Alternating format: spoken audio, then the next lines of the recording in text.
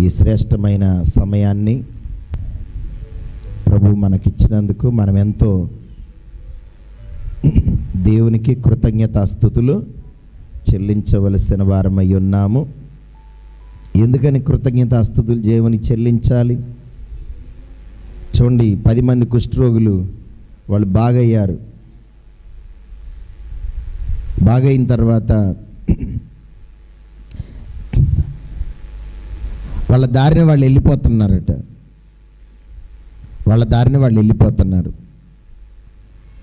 కానీ ఒక్కడు మాత్రం బుద్ధిగల్లోడు యేసు ప్రభువారి దగ్గరికి వచ్చి యేసయ్య పాదాల మీద పడి మ్రొక్కి థ్యాంక్స్ చెప్పి కృతజ్ఞతలు చెప్పి, ఇదిగో అయ్యా, నువ్వు చాలా మాకు ఉపకారము చేశావు, మాకెంతో నువ్వు మేలు చేశావు, నీకు వందనాలు లేదా థ్యాంక్స్ అని చెప్పి యేసయ్యకు కృతజ్ఞతాస్తుతులు చెల్లించి వెళ్ళిండు. ఆ ఒక్కని విషయములో యేసయ్యకి ఎంతో సంతోషం కలిగిందట. కానీ ఇంకొక బాధ ఏంటంటే, ఆయన దగ్గరకు రాకుండా విడిచిపెట్టినటువంటి 9 మంది గురించి తన హృదయంలో ఎంతో బాధ ఉన్నది. మనము ప్రతిసారి కూడా 2 రకాల క్యాలిక్యులేట్ చేస్తూ ఉంటాం. ఏదైనా ఫంక్షన్ జరిగినా వచ్చిన వాళ్ళని చూస్తూ ఉంటాం. తర్వాత ఇంత చెప్పినా కానీ రాలేదేందని వాళ్ళ మీద ఒక ఆలోచన కలుగుతూ ఉంటుంది. ఇక వచ్చిన వాళ్ళ గురించి సంతోషం మాట్లాడుకుంటేనే వాళ్ళ గురించి ఒక ఆలోచన వస్తుంటుంది. వాళ్ళు రాలే, ఇంతగానని చెప్తే వాళ్ళు రాలే, ఇంతగానని చెప్తే రాలే, చూద్దాం టైం వస్తుంది వాళ్ళ సంగతి చూద్దాంలే, రాలేదు కదా అని ఇదే లోపల బాగా మదన పడతా ఉంటాం కదా, చెప్పండి, అవునా? అంటే యేసు ప్రభువారు కూడా ఆయన సన్నిధికి వచ్చి ఆయనను ఆరాధించేటువంటి వారి మీద ఆయన కనుదృష్టి ఒకటి పెట్టి, ఆ తర్వాత నా ద్వారా ఆ మేలు పొందినప్పుడు నా ద్వారా వారికి శరీర స్వస్థత, ఆత్మరక్షణ నేను వారికి ఇచ్చాను. కేవలం మనం ఒక్కదాని గురించే బాగా ఆలోచన చేస్తూ ఉంటాం. ఏమిటంటే, నా శరీరానికి కావలసిన రోగం పోయింది, నా శరీరానికి కావలసినటువంటి మేలు దొరికింది, నేను ఈ పరిస్థితుల్లో నుంచి దేవుడు నన్ను విడిపించిండు అనేది కృతజ్ఞత ఉంటుంది, మంచిదే. కానీ ప్రభువారు దానికంటే విలువైనదిగా ఏది ఎంచుతా ఉండంటే, నీ ఆత్మ రక్షించబడినటువంటిది దేవుని దృష్టిలో ఎంతో విలువైనది. నేను ఒకరోజు వాక్యాన్ని ఆలోచన చేశాను. ధనవంతుడు, లాజరు ఇద్దరు ఉన్నారు కదా. లాజరు, ధనవంతుడు ఒక్క దగ్గరే బతికారు కాబట్టే ధనవంతుడిదే ఇల్లు ఉన్నది, వాని సొంత ఇల్లు, వాని సొంత తిండి, వాని సొంత సౌభాగ్యంతో బతుకుతూ ఉండదు. లాజరు అనేటువంటి దరిద్రుడు మాత్రం వానికి ఆహారం లేదు, సరైన ఆశ్రయం లేదు, ఆదరించే వాళ్ళు లేరు, దగ్గర తీసుకొని హక్కును చేర్చుకునే వాళ్ళు లేరు, శరీరానికి ఆరోగ్యం కూడా లేదు. అంటే శరీర సంబంధమైనటువంటి సౌభాగ్యాలు ఏవి కూడా దరిద్రుడిగా బ్రతికినటువంటి లాజర్కి ఏమీ లేవు. అలాంటోడిగా ప్రభువుని ఎందుకని ఆరాధన చేయాలిగా? అంటే వానికి దేవుని మీద ఏ దృష్టితోటి దేవుని స్తుతిస్తా ఉన్నాడు? దేవునితో ఆయనకు సంబంధం ఉన్నదా లేదా? లేకపోతే చచ్చిపోయిన తర్వాత దేవదూతలు ఎందుకు పంపిస్తాడు దేవుడు కదా? ఒట్టోడికి అసలు ఆలోచన లేనోడికి, ఆరాధన చేయనోడి, ప్రార్థన చేయనోడికి, వాక్యం విన్నోడికి, మందిరానికి రానోడి, బాప్తిని తీసుకుని ప్రభు ఎందుకు పంపిస్తాడు అంత విలువైన దేవదూతల్ని? పంపిస్తాడా? సాయిలు నిద్ర వస్తుందా? హల్లెలూయా, హల్లెలూయా. గమనించండి బిడ్డలారా, దేవుడు దేవదూతలను ఎందుకు పంపించిందంటే, ధనవంతుడి దగ్గరికి ఎవరిని పంపించలే, పరలోకం నుంచి ఒక స్వరం కూడా వినబడలే, ఒక్క దేవదూతను కూడా పంపించలే, అసలు వాని గురించి అసలు దేవుని ఊసే లేదు. కానీ నరకంలో తన యొక్క చిత్రాన్ని చూపిస్తూ ఉండే దేవుడు. ఏదో చిత్రం కాదు, లేకపోతే ఊహ కాదు, లేకపోతే కథ కాదు, అది వాస్తవంగా ఉన్న విషయాన్ని యేసు ప్రభువారు ఆయన ఎరిగినవాడు, చూచినవాడు, ఆయనకు తెలుసు కనుక చెప్పిండు అక్కడ. కాబట్టి అంటే ధనవంతుడి గురించి ఏమీ ఊసలేదు. మరి లాజరు గురించే దేవుడు అంత దృష్టి పెట్టిండు. అసలు లాజరుకు దేవుని మీద ఏ పరిస్థితి లేకపోయినా, ఆ పరిస్థితిలో ఏ ఒక్కటి లేకపోయినా కానీ అసలు మనం దేవుని తలుస్తామా? ఆరోగ్యం దేవుడు ఇవ్వకపోతే తలుస్తామా? అరే, దేవుడు మనం అడిగిన దాంట్లో ఒక్కటన్నా చేయకపోతే అసలు ఆయన ఆరాధిస్తామా? అసలు అందరు త్రోసి వేస్తే, నెట్టి వేస్తే దేవుణ్ణి గుర్తుపెట్టుకోగలిగే మనస్సు, విశ్వాసం మనకు ఉంటుందా? అంత సామాన్యమైన విషయం కాదు బిడ్డలారా. ఆరోగ్యం లేదు, హక్కున చేర్చుకునే వాళ్ళు లేరు, ఆశ్రయం అంటే ఇల్లు లేదు, ఆహారము ఆదరణ లేదు. అటువంటి స్థితిలో ఉండి కూడా దేవుణ్ణి ఆరాధిస్తామన్నాడు. అంటే ఏమి దొరికిందని ఆయనకి చెప్పండి. ముందు ఒక అంశం చెప్పాను కాబట్టి అది మీకు జ్ఞాపకం వచ్చింది. Very good. దేవుడు మిమ్మల్ని దీవించును గాక. ఎందుకు ఆ సంతోషం అంటే, నా శరీరానికి కావలసిన అన్నీ కూడా ఒకవేళ ఈ పరిస్థితుల్లో నాకేమి ఇవ్వకపోయినప్పటికి కూడా ఇవి ఈ లోకములో నాకు దొరికినా ఒకటే, దొరకపోయినా ఒకటే, కానీ నాకు ఒకటి దొరికింది. ఏంటంటే నా ఆత్మ రక్షించబడ్డది. హల్లెలూయా. నా ఆత్మ రక్షించబడ్డది.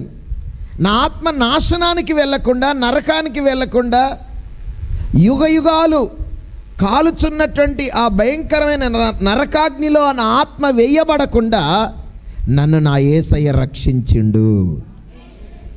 ఏదో ఒక రోజున ఆయన ముఖాన్ని నేను చూస్తా, ఆయన ముఖ దర్శనం నేను చేసుకుంటా, ఆయనతో నేను మాట్లాడతా.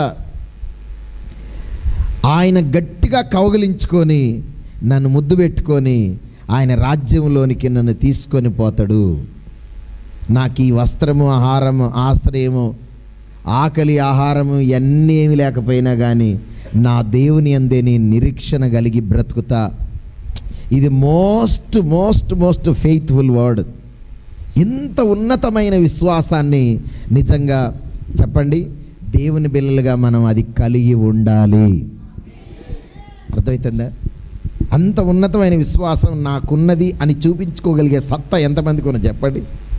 అంత దమ్ము, ధైర్యం కూడా కావాలి. ఈ మాట అర్థమై చెప్పాలి, అర్థమై చూపించాలి. అసలు నా మాట అర్థమైందా? లాజర్కి అసలు ఏమీ లేదు, వాడి దరిద్రుడనే చెప్పబడ్డది. ఏదో ఒకటి తనలో దేవుని ద్వారా కలిగిందనే విశ్వాసం ఉంటేనే కదా ఆయన దేవుని ఆరాధించి నా దేవా అని చెప్పని దేవునికి కృతజ్ఞతాస్తుతులు చెల్లిస్తూ దేవుని ఆరాధించింది. ఏదో ఒకటి లోపల తనకున్నది కదా, దేవుని బట్టి నాకు దొరికిందనేది. లేకపోతే తలుస్తావా? హలో, తలుస్తావా? పిలుస్తావా? అంటే దానికంటే ఉన్నతమైనది ఏదో తనకు దొరికింది దేవుని ద్వారా. హల్లెలూయా. దానికి యేసుప్రభువు వారట ఎంతో సంతోషపడ్డాడట. అందరు నన్ను ఇవన్నీ అడుగుతున్నారా? నన్ను లోకమంతా అడిగేటువంటివి నువ్వేమి అడగకపోయినా, నీకు నేను ఇవ్వకపోయినా, ఎంత లోతైన రీతిలో నీ మనోనేత్రాలు తెరిచి నా ద్వారా నువ్వు ఆశిస్తా ఉన్నావు బిడ్డ. ఈ లోకంలో అన్నీ లాస్ట్ అయిపోయినావు, ఏమీ నీకు దొరకని స్థితిలో ఉన్నావు. కాబట్టి యుగయుగాలు నాతో కూడా ఉండే గొప్ప భాగ్యంలో ఒక మంచి స్థానాన్ని నీకు నేను ఇస్తున్నానని చెప్పని దేవుడు చేర్చుకున్నాడట. చూడండి, ఇది మామూలు వ్యక్తులకు ఇది అర్థం కాదు. శరీర సంబంధులకు ఏశావుకి ఏమర్థమైంది? 3 పూటలు తింటేనే బతకాలి, లేకపోతే ఈ బతుకు నాకెందుకు, సత్యం ముందు నాకు ఈ జ్యేష్ఠత్వం ఎందుకు అన్నాడు కదా. వాడు తిండి మీదనే మనసున్నోడు జ్యేష్ఠత్వం విలువ వానికి తెలియలే. అందుకనే దేవుని విలువ దెయ్యానికన్నా దొరికిందేమో కానీ చాలామందికి మనుషులకు తెలియలేదు. తెలిస్తే కనుక ఆయనను విడవకుండా ఆయన్ని ఆరాధించి ఆయనను వెంబడించగలిగే బిడ్డలుగా మనము ఉంటాము. కాబట్టి ఏది వచ్చినా, ఏది పోయినా, ఏది వచ్చినా, ఏది పోయినా, ఏ లాభం వచ్చినా, ఏ లాభం రాపోయినా, కష్టం వచ్చినా, నష్టం వచ్చినా, సంతోషం వచ్చినా, బాధ వచ్చినా, నిజంగా ఒక మాట చెప్తాను, అసలు ఆయన ఈ క్రొత్త నిబంధన సంఘంలో మాత్రము 100% ఆయన్ని పరిపూర్ణంగా ఆరాధించే వారికి ఏది కొదవ దేవుడు చెయ్యడు. చెప్పండి, ఏది కొదవ చెయ్యడు దేవుడు. ఎందుకంటే నా అనుభవపూర్వకంగా అనేక విషయాలు నేను నేర్చుకుంటూనే ఉన్నా. ఆకలి కలిగిన వేళల్లో, అవసరతలు కలిగిన సమయాల్లో, చేతుల్లో డబ్బులు లేని టైములలో, ఇంట్లో ఏది లేని పరిస్థితుల్లో, ఆ పని చేయాలని చెప్పిన ఆ పనికి సంబంధించిన వ్యక్తులు లేని టైంలో దేవుడు అద్భుతంగా అలా సహాయం చేస్తూ ఉన్నాడు. ఈ కొద్దిపాటి విశ్వాసమే నాది అనుకుంటా నేను. వింటున్నారా? హల్లెలూయా.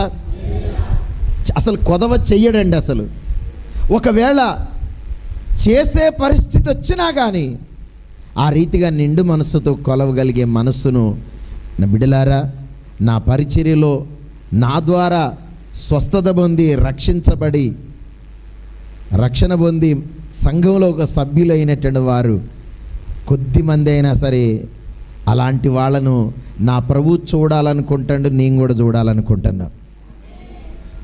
ఎలాంటి వాళ్ళని చెప్పండి?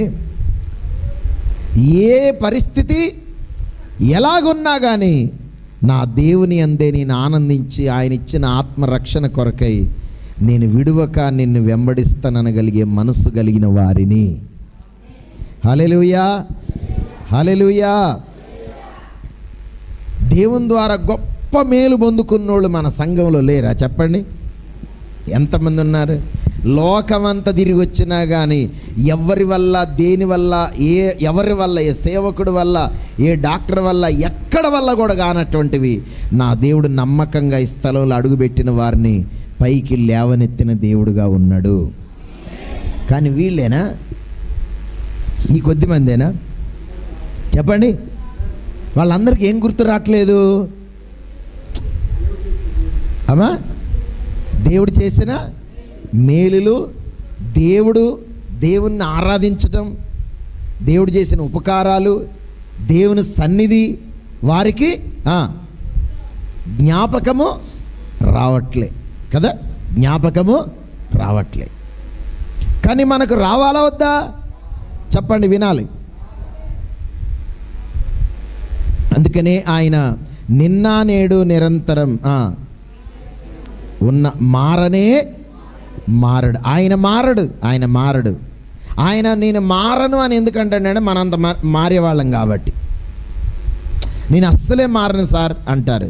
అంటే చాలామంది మారేవాళ్ళు ఉన్నారు. దేవుడు ఆయన మార్పు లేని, ఎప్పుడు కూడా మనల్ని జ్ఞాపకం చేసుకునేటువంటి దేవుడు ఆయన. చూడండి ఈ రోజున అందుకనే నిర్గమాకాండము మనకు కూడా దేవుడు అటువంటి ఆత్మరక్షణ చేసి మనల్ని దేవుడు రక్షించుకున్నాడు. కాబట్టి ఒక దినమైన, ఒక క్షణమైన దేవుని మరిచేవారుగా మనం ఉండొద్దని దేవుడిచ్చిన ఆత్మరక్షణ విషయమై ఎల్లప్పుడూ దేవునికి స్తుతులు చెల్లిస్తూ దేవునికి నమ్మకస్తులుగా ఉండాలని దేవుని సేవకునిగా ఈ మాటలు నేను కోరుకుంటున్నాను. అర్థమైన వాళ్ళందరూ ఆమేనని చెప్పండి. నిర్గమాకాండం 3వ అధ్యాయము 15వ వచనం. నిన్న నేడు నిరంతరం మారనే మారవు, నా జ్ఞాపకాలలో చెరగని వాడవు. నిన్న నేడు నిరంతరం మారనే మారవు, నా జ్ఞాపకాలలో చెరగని వాడవు. నీవే నమ్మదగిన దేవుడవు, నీవే నమ్మదగిన దేవుడవు. నీవు నా పక్షమై నిలచేయున్నావు, నిన్న నేడు నిరంతరం. చప్పట్లు కొట్టాలి.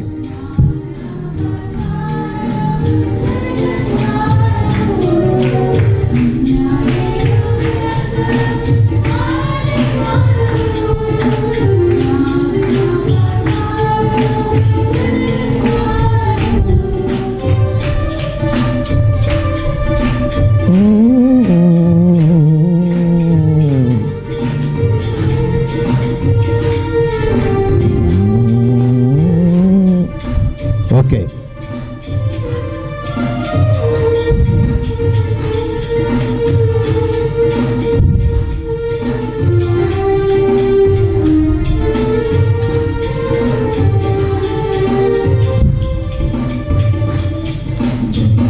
హల్లెలూయా, హల్లెలూయా. చూడండి, 3వ అధ్యాయము నిర్గమకాండం 15వ వాక్యాన్ని మనం చదువుకుందాము. మరియు దేవుడు మోషేతో ఇట్లనెను, అంటే దేవుడు మోషేతో మాట్లాడుతూ ఉన్నాడు. ఏమని మాట్లాడుతూ ఉండో జ్ఞాపకం పెట్టుకోండి. మీ పితరులైన దేవుడైన యెహోవా అనగా అబ్రహాము దేవుడు, ఇస్సాకు దేవుడు, యాకోబు దేవుడునైన యెహోవా మీ యొద్దకు నన్ను పంపెనని నువ్వు ఇశ్రాయేలీలతో చెప్పవలెను. నిరంతరము నా నామము ఇదే, తరతరములకు ఇది నా జ్ఞాపకార్థ నామం. చాలండి. చూడండి, దేవుడు మోషేతో మాట్లాడుతూ ఉన్నాడు, అంటే సేవకునితో దేవుడు మాట్లాడుతూ ఉన్నాడు. జాగ్రత్త వినండి. దేవుడు తన సేవకునితో మాట్లాడుతూ ఉన్నాడు.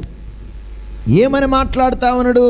తన గురించి దేవుడు ఏమని చెప్పుకుంటా ఉండంటే, ఇదిగో మోషే, నేను అబ్రహాము దేవుడను, నేను ఇస్సాకు దేవుడను, నేను యాకోబు దేవుడనని ఇశ్రాయేలీలతో చెప్పు. అంటే ఈ ముగ్గురు ఎవరు అంటే ఇశ్రాయేల్ అనే ప్రజలందరికీ ముందున్న పితరులు. అబ్రహాం తర్వాత ఇస్సాకు వచ్చిండు. చాలామంది లేరా? ఉన్నారు. ఇస్సాకు తర్వాత చాలామంది వచ్చారు. ఇస్సాకు కొడుకులు 2 లేరా? ఏశావు కూడా ఉండగా ఏశావును దేవుడు మర్చిపోయిండు. దేవునికి జ్ఞాపకం లేదా? ఉన్నది. కానీ ఆయనే వద్దనుకుంటాడు. నేను యాకోబు దేవుడిని అంటా ఉండు. నేను ఆ పితరుల దేవుడును, వారి సంతానానికి, ఇక్కడ ఉన్నటువంటి ప్రజలందరి యొక్క సంతానానికి మూలమైనటువంటి పితరులు నన్ను వెంబడించి అబ్రహాము సమస్తమును నా కొరకు విడిచిపెట్టి వచ్చిండు. ఇస్సాకు ఇదిగో నా కొరకు బలిగా కావటానికి తనను తాను సమర్పించుకున్నాడు. యాకోబు ఎన్ని కష్టాలు వచ్చినా కానీ, ఎన్ని ఏషాలు వేసినా కానీ నా పాదాలు పట్టుకున్నాడు. హల్లెలూయా, హల్లెలూయా. అవునా కాదు చెప్పండి? వాళ్ళ మామూలు వాళ్ళ అంటే పెద్ద వీరాని వీరులని కాదు, పెద్ద ఇదోళ్ళని కాదు. దేవుని విషయంలో వాళ్ళు చాలా గొప్పోళ్ళు అన్నమాట. దేవుడు గుర్తించిన వ్యక్తులు. ఎవరు గుర్తించిన వ్యక్తులు? ఎవరు గుర్తించిన వ్యక్తులు? దేవుడు గుర్తుపెట్టుకున్న వ్యక్తులు వాళ్ళు. మన జీవితాల్లో కూడా ఆ విధంగా మనం ఉన్నప్పుడు మనల్ని కూడా దేవుడు వారిని జ్ఞాపకం చేసుకున్నట్టుగా మనల్ని కూడా దేవుడు జ్ఞాపకం చేసుకునే దేవుడు. మనంత మతిమరుపు గల్లోడు కాదు. చెప్పండి, మనకు మతిమరుపు కూడా బాగానే ఎక్కువనే. మనలాంటి మతిమరుపు కలిగిన దేవుడు కాదు ఆయన. దేవుని యొక్క జ్ఞాపకం అనేది చాలా గొప్పది. హల్లెలూయా. కంప్యూటర్ కంటే కూడా, కంప్యూటర్ మర్చిపోద్దా? ఏడ నువ్వు పింఛన్ తీసుకొని ఇంకో దగ్గర పింఛన్ చేసుకుని కొట్టంగానే ఏమంటే బయటకు వస్తాడు. ఏమ్మా ఇంకో దగ్గర తీసుకున్నావు కదా, ఎట తెలిసింది సార్ అంటే చూపిస్తుందమ్మా అంటారు. ఇంకో దగ్గర డబ్బులు తీసుకొని ఇంకో దగ్గర. కంప్యూటర్ జ్ఞానం ఎంత సాఫ్ట్గా అది మన యొక్క విధానాన్ని బయట పెడుతుందో, దేవుడికి అంతకంటే ఎక్కువగా జ్ఞాపశక్తి కలిగిన, జ్ఞానం కలిగిన దేవుడు ఆయన. ఆమేనని చెప్పండి. హల్లెలూయా. కాబట్టి ఇగో ఇశ్రాయేలుతో చెప్పు. అయితే ఇంకో మాట ఏమంటానంటే, నువ్వు పలానా వారి దేవుడని చెప్పని నువ్వు చెప్పమంటా ఉన్నావు. తర్వాత నా గురించి ఏమని చెప్పంటే, ఇది నా తరతరములకు నా జ్ఞాపకార్థ నామము.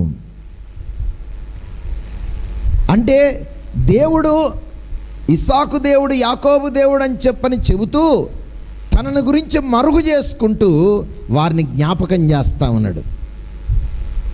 నా జ్ఞాపకార్థనామం అంటే ఎందుకని జ్ఞాపకార్థ నామం అంటే జ్ఞాపకం చేసుకునే నామం నాది. అంటే ఈ మోషే కానీ అబ్రహాము కానీ, ఇస్సాకు కానీ, యాకోబు కానీ అనుక్షణం వారు ఏ పరిస్థితిలో ఉన్నా, ఎక్కడున్నా, ఏ స్థితిలో ఉన్నా కానీ వారు నన్ను వారు చేసుకున్నారు. ఏం చేయలేదు? అది ఆ రూట్కి రండి. ఏం చేయలేదు? మరిచిపోలేదు. హల్లెలూయా చెప్పండి ఒకసారి. మీరు ఇంటికి పోయిన తర్వాత మీ బతుకులో ఒక్క రోజున వాక్యం వినే అవకాశం ఉండదుగా. సాయిలు ఉంటుందా? ఆడిపోరో ఈడిపోరో, ఈ డబ్బులు ఆ డబ్బులు, ఆ పని ఈ పని, ఇక్కడ తిండి వాడరాని వీడరా, ఇయే గొడవలుగా బయటికి పోయిన తర్వాత. నిశ్శబ్దంగా నువ్వు ఆరాధించి నువ్వు నమ్ముకున్న దేవుని గురించి అసలు ఆలోచన చేసి ఆయనను గురించిన ధ్యానము, వాక్య ధ్యానము, ఆయన గురించిన మాట వినే అవకాశం ఎక్కడ దొరుకుతుంది చెప్పండి? మందిరంలో కదా.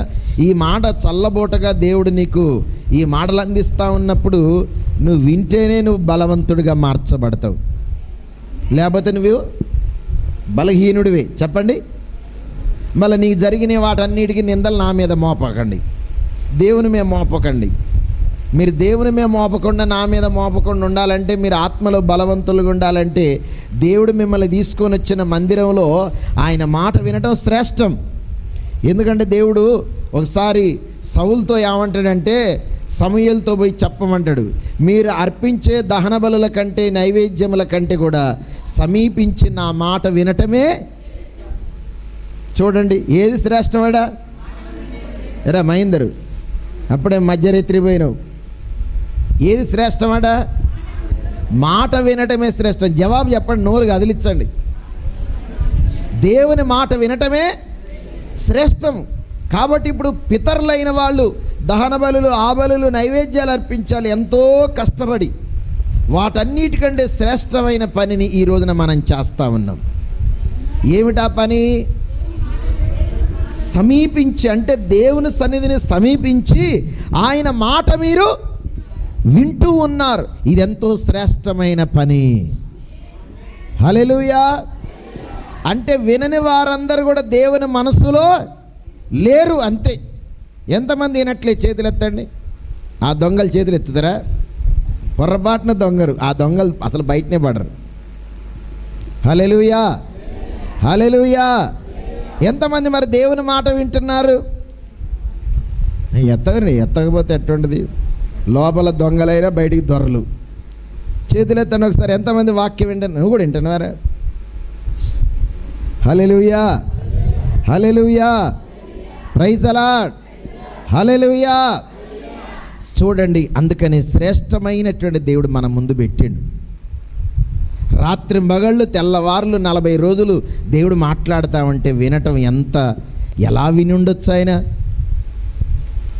లేవికాండం, సంఖ్యాకాండం, లేవికాండం, ద్వితీయోపదేశ 2 కాండాలు, నిర్గమాకాండం, సంఖ్యాకాండం, లేవికాండం, ఈ 3 కాండాల్లో ఉన్నటువంటి విషయాలన్నీ కూడా 40 రోజులు రాత్రింబగళ్ళు దేవుడు చెప్తా ఉంటే విని జ్ఞాపకం పెట్టుకొని ఎంత కనురెప్పేయకుండా వింటే, మీలాంటి నిద్రపోతుల్లాగా ఉంటే మోసే వినేవాడా? ఊగే లోపలికి బయటికి, బయటికి. అయ్యా కొంచెం పిల్లగాళ్ళు అంటారు చూసినవా అనుకుంటా, అయ్యా కొద్దిసేపు పోయేస్తున్నాడు. దేవుడు కూడా ఎప్పుడో పరలోకం పోయేటోడు. అందుకని ఆడ ఫాస్టింగ్ అనమాట. ఫాస్టింగ్ అయిన తర్వాత అన్ని వ్యవహారాలు బందే కదా. అలా ముఖం చూసుకుంటూ దేవుని మాటలు వినడండి. అందుకనే ఆయనకు మరణమే లేకుండా మహిమ కలిగినటువంటి జీవితాన్ని దేవుడు ఆయనకు ఇచ్చాడు. స్తోత్ర. కాబట్టి చూడండి, అందుకనే నా జ్ఞాపకార్థ నామం, నన్ను జ్ఞాపకం చేసుకునే నామం అని అంటాడు. అందుకనే దేవుని బిడ్డలారా, అబ్రహాము కానీ, ఇస్సాకు కానీ, యాకోబు కానీ, వారు పరదేశంలో ఉన్నా కానీ, పరదేశంలో అనగానే దేశం కానీ, దేశంలో ఉన్న ఊరు కానీ, ఊరు దగ్గర ఉన్న జనం కానీ, జనం మధ్యలో ఉన్నా కానీ, ఎన్ని ప్రతికూలమైన పరిస్థితులైనా కానీ ఆయనను మరిచిపోలేదు. మనం అట్టుంటామా చెప్పండి? సుఖం వస్తేనట ఇప్పుడే లేచిన, మరి నీ బతుకు అంత సుఖం వచ్చింది, ఏం చేస్తాం? అంటే సుఖం వస్తే గనక, సంతోషం వస్తే గనక ముచ్చట్లు పడితేనట ఎవరిని మర్చిపోతారట? ముచ్చట్లలో పడిపోతే అసలు ఇంటోళ్ళల్లో ఉండేటువంటి వాళ్ళని కూడా ఏం చేస్తారు? మర్చిపోతారట. అటువంటి మహానుభావురాళ్ళు. హల్లెలూయా. కానీ వాళ్ళ జీవితాల్లో ఏ పరిస్థితులు వచ్చినప్పటికి కూడా, ఎటువంటి ఉన్నతమైన సంతోషం కలిగిన, ఎటువంటి శ్రమలలో నలుగుతూ ఉన్నా కానీ దేవున్నట వారు మరిచిపోలేదట. హల్లెలూయా. కొంచెం కష్టాలు తీరిపోయి సంతోషం కలిగితే ఏమవుతారు తెలుసా? వచ్చే ఆదివారం మళ్ళా రారు.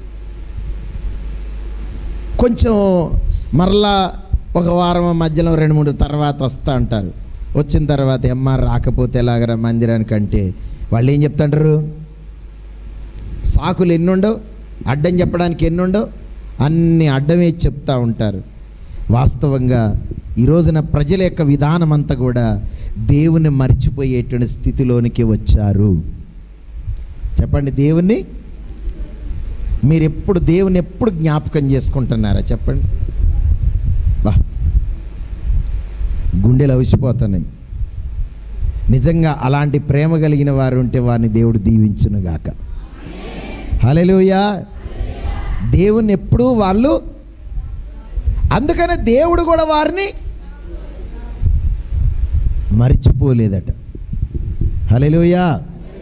వారి దేవుడని అనిపించుకోవటానికి నాకు సిగ్గేయట్లేదంటండి దేవుడు. ఎందుకంటే వారు నిరంతరం నన్ను జ్ఞాపకం చేసుకున్నారు, వారు నన్ను మర్చిపోలేదు. అందుకనే నేను వారి పేరును కూడా మర్చిపోవట్లేదు, వారిని నిత్యము నేను కూడా జ్ఞాపకము చేసుకుంటున్నాను. అసలు ప్రమాదం ఏంది తెలుసా? సమృద్ధిగా ఉన్నప్పుడే ఏం చేస్తాం మనం? చెప్పండి. ఆకలి తీరిపోయిన తర్వాత దేవుని మర్చిపోతాం. స్వస్థత కలిగిన తర్వాత కుష్ఠరోగులు ఏం చేశారట? చెప్పండి. మర్చిపోయారు. మర్చిపోతే ఏం జరుగుతుందో మీకు చెప్తాను. యోబు గ్రంథము చూడండి, 30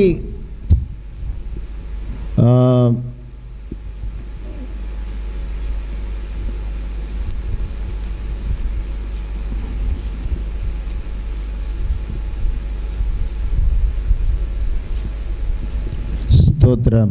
హల్లెలూయా.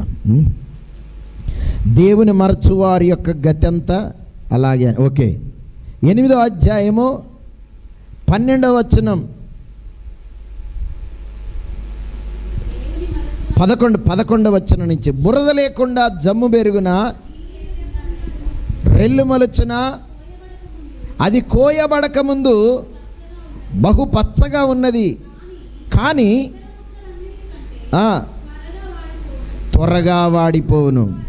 దేవుని మరచువారందరి గతి చూడండి. చాలు. దేవుడు ఎలాగంటా ఉండంటే, జమ్ము తెలుసుగా, జమ్ము రెల్లు ఈ ఎక్కడ పెరుగుతాయి చెప్పండి? నీళ్ళల్లో, ఆగిపోయిన నీళ్ళల్లో పెరుగుతాయి, ప్రవాహంలో పెరగవు. నీళ్లు కొంచెం రేవు చేసుకున్న దగ్గర పెరుగుతాయి కదా. మన కల్లడ వాక్యాలు అక్కడక్కడ ఉంటాయి. అవి ఎలా ఉంటాయి చెప్పండి? పచ్చగా నీళ్లు మొత్తం ఇటు పిండితే నీళ్ళు వెళ్తాయి కదా. కానీ కోసిన తర్వాత ఏమవుతుందట? తొందరగా ఎండిపోతాయి. తెలుసా మీకు? కొయ్యంగానే తొందరగా ఎండిపోతాయట. అన్నిటికంటే కూర మొక్కలు అన్నిటికంటే కూడా త్వరగా ఎండిపోతాయి. అది చెబుతూ దేవుడు ఏమంటానంటే, దేవుని మరిచే వాళ్ళ యొక్క గతి కూడా అట్నే ఉంటుంది అంటండి దేవుడు. హల్లెలూయా. ఎవరిని మర్చిపోయి? దేవుని మర్చిపోతేనట మీరు కూడా ఏమవుతారు చెప్పండి? ఎండిపోతారు, వాడిపోతారు. చూడండి, పచ్చగా ఉండటాన్ని మనం ఎక్కువగా సంతోషిస్తామా? ఎండిపోయిన స్థితిని చూసి సంతోషిస్తామా? మీ ఇంటి ముందు ఒక మల్లె చెట్టు పెట్టారనుకోండి, చక్కగా పూలు పోస్తూ ఉంటే దాన్ని చూసి ఏం చేస్తాం చెప్పండి? సంతోషిస్తాం, ఆనందిస్తాం. ఓ మంచి మామిడి చెట్టు మీద మంచి పూత కాత మీదకి వచ్చిన తర్వాత ఎంతో సంతోషపడతా ఉంటాం. అది నిలువున అట్నే ఎండిపోయింది అనుకోండి, ఎవడో మంత్రగాడు చూసి దాన్ని జావగొట్టిండు అనుకోండి, చెప్పండి, బాధపడతారా సంతోషపడతారా? అమ్మా చెప్పాలి. ఎండిపోయిన స్థితి అనేది పచ్చడి స్థితి. అందుకని చూడండి, పెళ్ళిళ్ళు చేసేటప్పుడు తోరణపాకులు ఏం చేస్తుంటారు, పచ్చడి తీసుకొచ్చి కడతా ఉంటారు, ఎందుకంటే వాళ్ళది పచ్చడి కాపురం లాగా ఉండాలని. కానీ పచ్చ తోరణాలు కట్టినా కానీ వాళ్ళ కాపురం ఎండిపోయినట్టుగా ఉంటుంది. అంటే పచ్చటి కాపురం లాగా ఉండాలని కడతారు, కానీ ఆకులు కట్టినంత మాత్రంలో అది పచ్చగా ఉంటుందా? హల్లెలూయా. కాబట్టి పచ్చగా, అందుకని యెహోవా నా కాపరి, నాకు లేమి కలుగదా? చెప్పండి. అబ్బో, పచ్చిక గల చోట్ల, పచ్చిక అంటే ఏంది? పచ్చగా ఉన్నటువంటి చోట ఆయన నన్ను పరుండజేయుచున్నాడు. అంటే పచ్చిక మైదానాలలో నన్ను పరుండబెట్టిండు అంటాడు. చూడండి, ఎడ్లకైనా లేకపోతే బర్రెలకైనా లేకపోతే మేకలకైనా గొర్రెలకైనా వాటికి ఆనందం ఎక్కడుండదు చెప్పండి?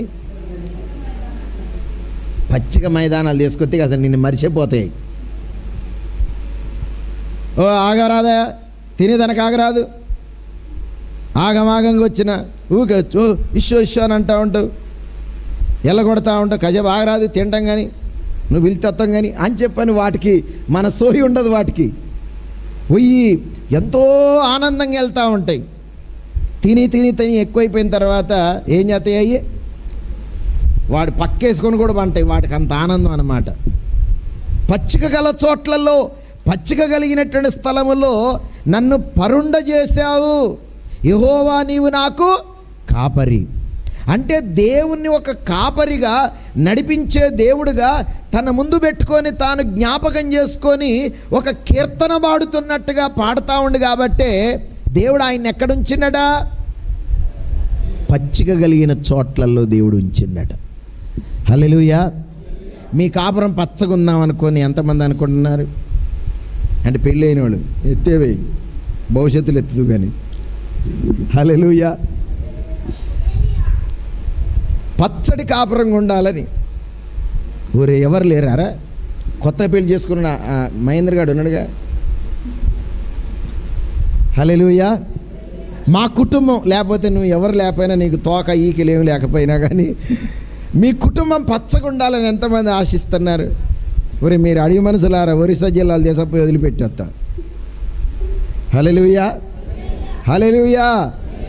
మన చూసి వచ్చిన అర్జెంటుగా కోతులను వదిలిపెట్టేస్తే బాగుంటుంది. దేవా పాపిని అని అప్పుడు పాడతారు. ఇక దేవుడు ఖచ్చితంగా వస్తాడు ఆడికి. అర్థం చేసుకోవట్లేదా? హల్లెలూయా. పచ్చగా ఉండాలని ఎంతమంది అనుకుంటున్నారు? నేను పచ్చగా నిగనిగలా ఆడుకుంటూ ఉండాలని, పాలు పోసినట్టే నా సంసారం ఉండాలని. ఎప్పుడు చూసినా కానీ నిగనిగలు ఆడకుండా నా ముఖంలో ఏ విచారము, ఏ బాధ ఉండొద్దు. సంతోషంగా ఆనందంగా మేము ఉండాలని ఎంతమంది కోరుకుంటున్నారు? మీ లైఫ్లో ఒకవేళ లేకపోయినా కోరికను కోరుకోరాదండి. నా బతుకులో అంత ధన్యత ఉన్నదా? నాకు ఎంత పొద్దున్న లేతే ఎంత భజన నాకు. హల్లెలూయా. ఒకవేళ నీ జీవితంలో అటువంటి పరిస్థితిలో ఉన్నా కానీ కోరికను ఉండాలా లేదా? సరే కోరిక ఒకటే మిగులుతుంది, నా కోరికలన్నీ కొండెక్కుతానే కానీ నా బతుకు మాత్రం కిందనే ఉంది అనుకున్నా, ఒకవేళ నీలో ఆ కోరిక, ఆ ఆశ అయినా నీకు ఉండాలా ఉండొద్దా? ఉండాలా ఉండొద్దా? నాకు అటువంటి ఆశ ఉన్నది యేసయ్య అని చెప్పండి. ఏ ఆశ తల్లి? నేనెప్పుడు చెప్పాలి, నేనెప్పుడు పచ్చగా ఉండాలి ప్రభువా. అంటే పచ్చకామర రావాలని కాదు, అది కామెరల జబ్బుతో వచ్చే పచ్చగా. కానీ నేను చెప్పే పచ్చగా ఏంటంటే ఎప్పుడు కూడా జీవముతోటి, ఎప్పుడు కూడా సంతోషంతో, ఎప్పుడు కూడా దేవుడు నాతో ఉండి అన్ని విషయాల్లో నన్ను ఆనందంగా సంతోషభరితున్నాయి, దేవుడు నన్ను మార్చాలి అనే ఉద్దేశం పచ్చగా ఉండే స్థితి. హల్లెలూయా. అలాంటి పచ్చగా ఉండే స్థితి నాకు యేసయ్య నాకు ఇయ్య. నోరు తెరిచి నీ పాపం నోరు తోడుకోద్ది, నోరు తెరిచి చెప్పు, పాపం పోద్ది. నోరు తెర్రవేందిరా? శీల మీదకి ఎగరం అంటే ఎగురుతాడు, నోరు తెరవరాదురా. హల్లెలూయా, హల్లెలూయా. యేసయ్య నాకు పచ్చగా ఉండేటువంటి స్థితిని నా కుటుంబానికి నాకు ఇవ్వు నాయన అని చెప్పండి ఒకసారి.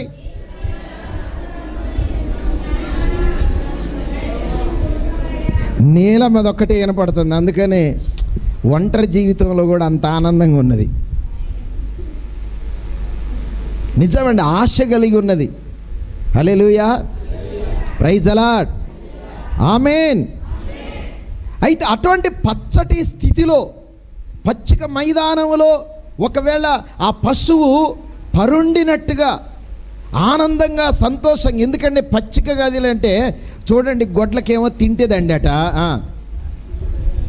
చెప్పండి, జేబు నిండా ఉంటే తిండిదేమో సార్, రేషన్ బియ్యం కూడా సన్నయ్య వస్తానే, రందిపోయింది, సన్న బియ్యం దొరుకుతూనే ఉన్నాయి. తిండి కాదు కావాల్సింది, పచ్చిక. అంటే పశువులకేం పచ్చిక, మనుషులకైతే ఉంటే దండట. చెప్పండి, ఏముంటే? దూడంగానే ఒక 500 నోటు ఉంటే బాగుంటుంది. హల్లెలూయా. నిజంగా దేవుని బిడ్డలారా, క్రీస్తు యేసు నామములో మన ప్రతి అవసరత దేవుడు తీరుస్తానన్నాడు.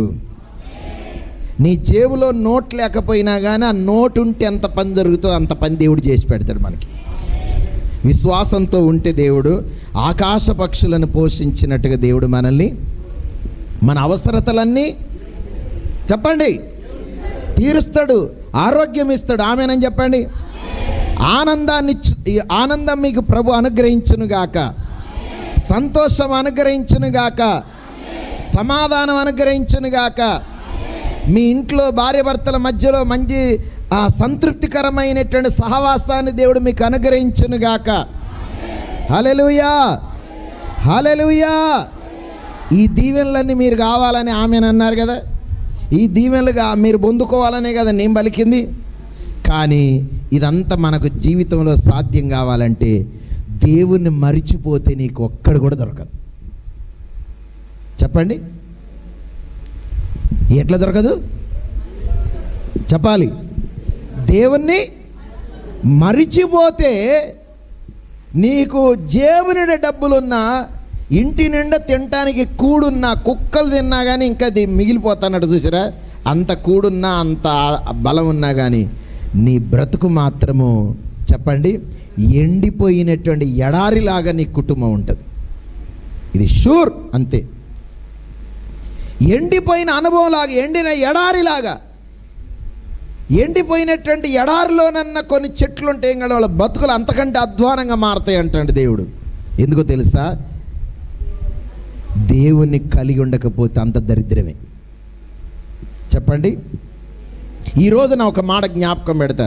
దేవుణ్ణి మరిచేవారుగా ఉన్నారా, దేవుని జ్ఞాపకం చేసుకునే వారికి ఎక్కువ మంది ఉన్నారా? ఉన్నారా చాలామంది?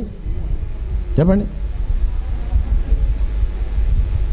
చూడండి ఒక మాట, ఇర్మియా గ్రంథము 3వ అధ్యాయము, ఇర్మియా గ్రంథము 3వ అధ్యాయం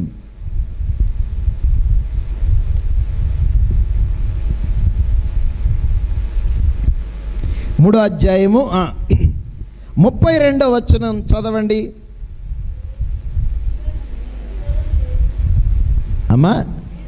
2:32 మీరు ఉంటుందా లేదా చూస్తారని ఇంత తొందర తీశారా? బైబిల్లో నేను చదవచ్చు గారా? చదవచ్చుగా నీకు? బైబిల్ లేదారా మరి?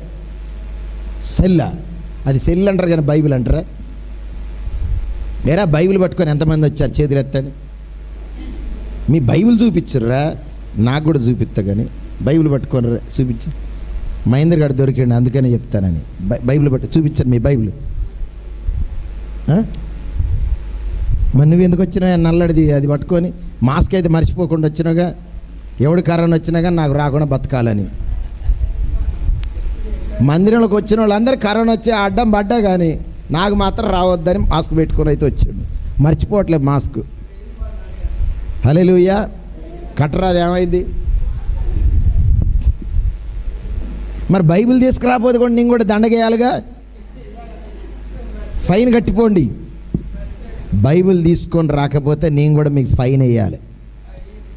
ఖచ్చితంగా 500 ఇచ్చిపోండి, దేవుని పని కొరకు వాడతా. 500 ఖచ్చితంగా ఇచ్చిపోండి, దేవుని పని కొరకే వాడతా. ఆమేనండి.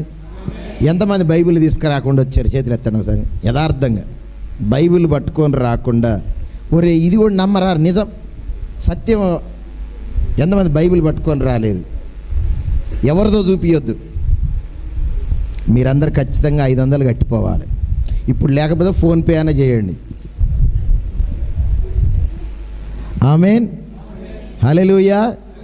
అంటే నేను చెప్పే నిజం చెప్తానా. ఎందుకంటే ఫైన్ ఎందుకు పెట్టిండంటే వాడికి మాస్క్ వాడెందుకు ఫైన్ కట్టమంటాడంటే భయంతో ఇంకోసారి నిద్రపోయేటప్పుడు కూడా మాస్క్ తీసుకోకుండా నిద్రపోతామని. మాస్క్ పెట్టుకునే నువ్వు నిద్రపోవాలని, అంత భయం నీకు ఉండాలని. హల్లెలూయా. జాగ్రత్త గమనించండి. ఖచ్చితంగా ఇది మీరు చెల్లించాల్సిందే, మొహమాటం లేదంతే. బైబిల్ పట్టుకొని ఖచ్చితంగా రావాలి మందిరానికి. గట్టిగా స్తోత్రం చెప్పండి. 3వ అధ్యాయం 32వ వచనం. కన్యక తన ఆభరణములను మరచునా, పెండ్లి కుమారి తన వడ్డాణమును మరచునా, నా ప్రజలు లెక్కలేనన్ని దినములు నన్ను మరిచి ఉన్నారు. చాలు చాలు చాలు చాలు. కామం తీర్చుకోవడానికి ఎంత ఉపాయంగా నటిస్తాను అంటే, ఉపాయంతో రకరకాలైనటువంటి కోరికలు తీర్చుకోవడానికైతే రెడీగా ఉన్నారు కదా. ఎవడికి దొరకకుండా తాగుబోతాడు, ఎవడికైనా దొరుకుతాడా? కామం తీర్చుకోవడానికి యవ్వనస్తులు లేకపోతే ఇంకా ఉచ్చిలి శాస్త్రాలు వేసిన వాళ్ళు దొరుకుతారా? దొరకరు. వాళ్ళు ఎక్కడ మాయం చేయాలో అక్కడ మాయం చేసేటట్టుగా వాళ్ళు విచ్చలుగా జీవిస్తున్నారు. వీటన్నిటిలో బాగానే జాగ్రత్తగా, కేర్లెస్గా, కేర్ఫుల్గానే ఉన్నారు. ఏం తిత్తన్నారా? చూడండి, తన ప్రజలను గురించి దేవుడు ఏమంటాడంటే, లెక్కలేనన్ని దినములు నా ప్రజలు. ఇది దేవుని హృదయంలో ఉన్న ఆవేదనట. దేవుని ప్రజలట. నా ప్రజలంటే ఎవరి ప్రజలు? బయట వాళ్ళ గురించా? చెప్పండి, ఇటు వినండి. బయట ఉన్న అన్యజనుల గురించా? కాదు, అన్యజనుల గురించి కాదు. తను నమ్మిన ప్రజల గురించి, ఆయన సొంత ప్రజల గురించే. ఆయన సొంత ప్రజల గురించి. మనం ఇప్పుడు బయట ప్రజలమా, దేవుని ప్రజలమా? అందరు చెప్పాలి. ఏమా బుజ్జమ్మ? మనం దేవుని ప్రజలం, బయట ప్రజలము కాదు. ఆయన విలువైన రక్తం ఇచ్చి మనల్ని కొనుక్కున్నాడు. ఆయన బాప్తిజం ద్వారా మనల్ని ఏర్పాటు చేసుకున్నాడు. నీ గురించి ప్రార్థన చేయగా దేవుడు నిన్ను ఆయన స్వస్థపరిచి అనేక విధాలైన కీడుల నుంచి దేవుడు మనల్ని తప్పించిండు, విడిపించిండు. మనం ఎవరి ప్రజలమైతే చెప్పండి. నేను యేసయ్య కుమార్తెని, యేసయ్య కుమారుని అని చెప్పండి. గట్టిగా చెప్పరా, నీ సొమ్ము మీద పోయినట్టుగా. గట్టిగా ఆకలి అయ్యేటట్టుగా అరిచిపోండి, భోజనం పెట్టి పంపిస్తాం. హల్లెలూయా. మన దేవుని ప్రజలం బిడ్డలారా. దేవుని ప్రజలమని పేరు పెట్టుకొని దేవుని ప్రజలమని చెప్పని అనుకుంటూ దేవుని సన్నిధికి వస్తూ ఉన్నటువంటి ప్రజలట ఎవరిని మర్చిపోయారట? ఆ ముగ్గురు వ్యక్తుల గురించి దేవుడు ఎందుకు చెప్తాడంటే, వాళ్ళు ఎప్పుడు నన్ను మర్చిపోలే. ఏ పరిస్థితుల్లో కూడా నన్ను మర్చిపోలే. అందుకనే నేను వారి దేవుడను అంటాడు. నేను వారు నన్ను జ్ఞాపకం చేసుకున్నారు కాబట్టి నేను వారి దేవుడనని దేవుడు జ్ఞాపకం చేస్తా ఉండు. వాళ్ళు నన్ను మర్చిపోలే అంటాడు. ఒకళ్ళ ఎందుకని దేవుడు మర్చిపోతే ఏం జరుగుతుందో చెప్పాను.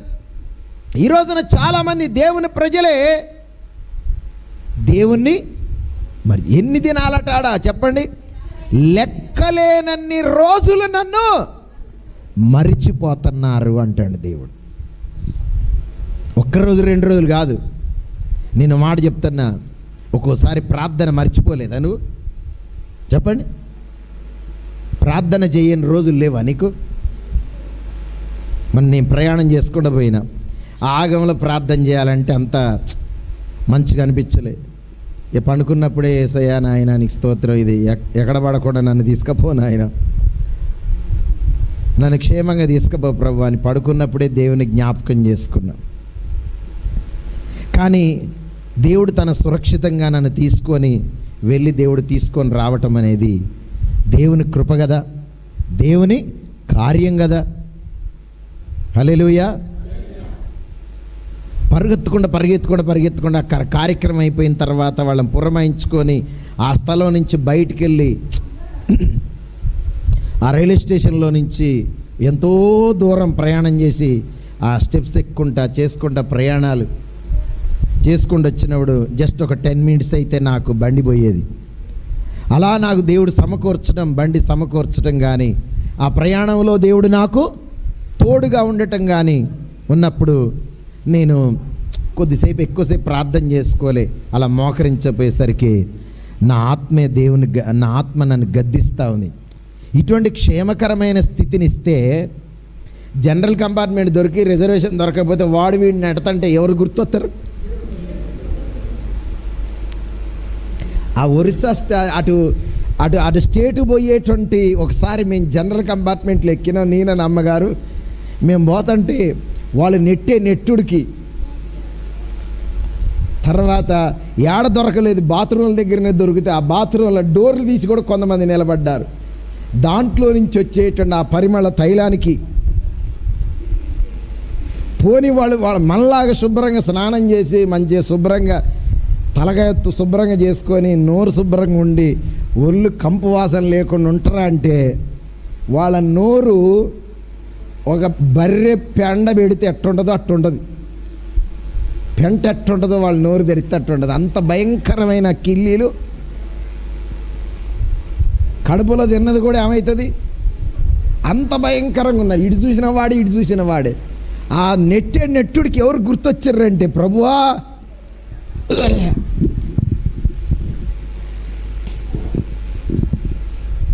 నాయన ఎట్లా తీసుకుపోతావు ప్రభువా ఈ రాత్రి అని చెప్పని అట్లా బాధపడినటువంటి దినాలు ఉన్నాయి. కానీ సౌకర్యాలు అనుకూలంగా ఉండటాన్ని బట్టి దేవుడు కొంత రిజర్వేషన్ చేసుకోవడానికి చేతిలో డబ్బు ఇచ్చిన దాన్ని బట్టి మన ఏసీ ఫస్ట్ క్లాస్లో పోయినా. హల్లెలూయా. బండి పోయింది కూడా గుర్తులేదు, నాకు ఆగింది కూడా గుర్తులేదు. అది ఏదో నిమ్మలంగా కొద్దిగా సౌండ్ చేసినట్టు అనిపిస్తుంది కానీ ఏమీ జ్ఞాపకం లేదు. అప్పుడు తర్వాత కొద్దిసేపు కూర్చొని సుఖం వస్తే మొహం గడదే చూసినా ఆడిపోయిన తర్వాత అబ్బా పరిగెత్తుకొని వచ్చిన అక్కడి నుంచి వచ్చిన పంపించడానికి ఒకడు వచ్చిండు,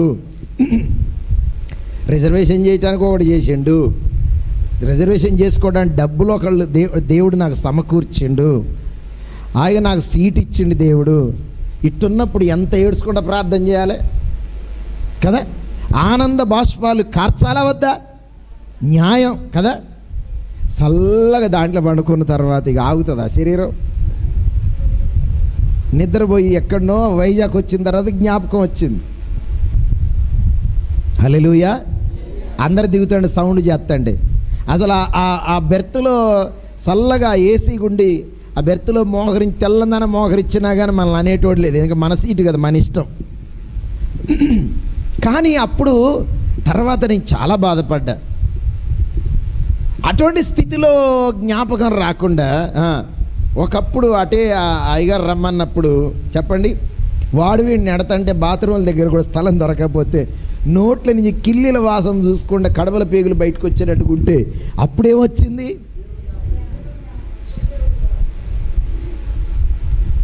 ప్రభువా నిన్ను అనుక్షణం జ్ఞాపకం చేసుకునే హృదయం నాకు ఇవ్వు నాయన. హల్లెలూయా.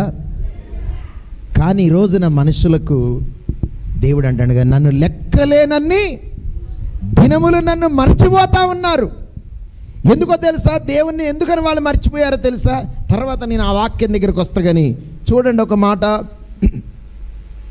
ద్వితీయోపదేశకాండము టేస్ట్గా ఉన్నప్పుడన్నా, మంచి టేస్ట్గా ఉన్నప్పుడన్నా కడుపు నుండి తిండి తినాలా వద్దా చెప్పండి? ఊరి జనాలు చల్లంగా ఉండి చెప్పుర్రా. మీరు మొన్న ఉగాది పండగ కొంచెం ఎవరు చూడకపోయినా కానీ, మనకు పండగ లేకపోయినా కానీ అంతో ఇంతో మెత్తడి తీసుకొచ్చి చేయించుకొని తినరా లేదా? తర్వాత పొట్టబీగులు అందిన తర్వాత ఒకటే దుడ్డి పెడుతుందని ప్రార్థన చేయించుకున్నారు, తర్వాత ఆరు విషయం వేరు. కానీ టేస్ట్గా ఉంటే కడుపు నుండి తిన్నారా లేదా? మరి వాక్యం మీకు అర్థమయ్యేటట్టు చెప్తే వినాలా లేదా? అమ్మా ఆమేనని చెప్పండి. చూడండి, ద్వితీయోపదేశకాండం 8వ అధ్యాయము 10వ వచనం చూడండి.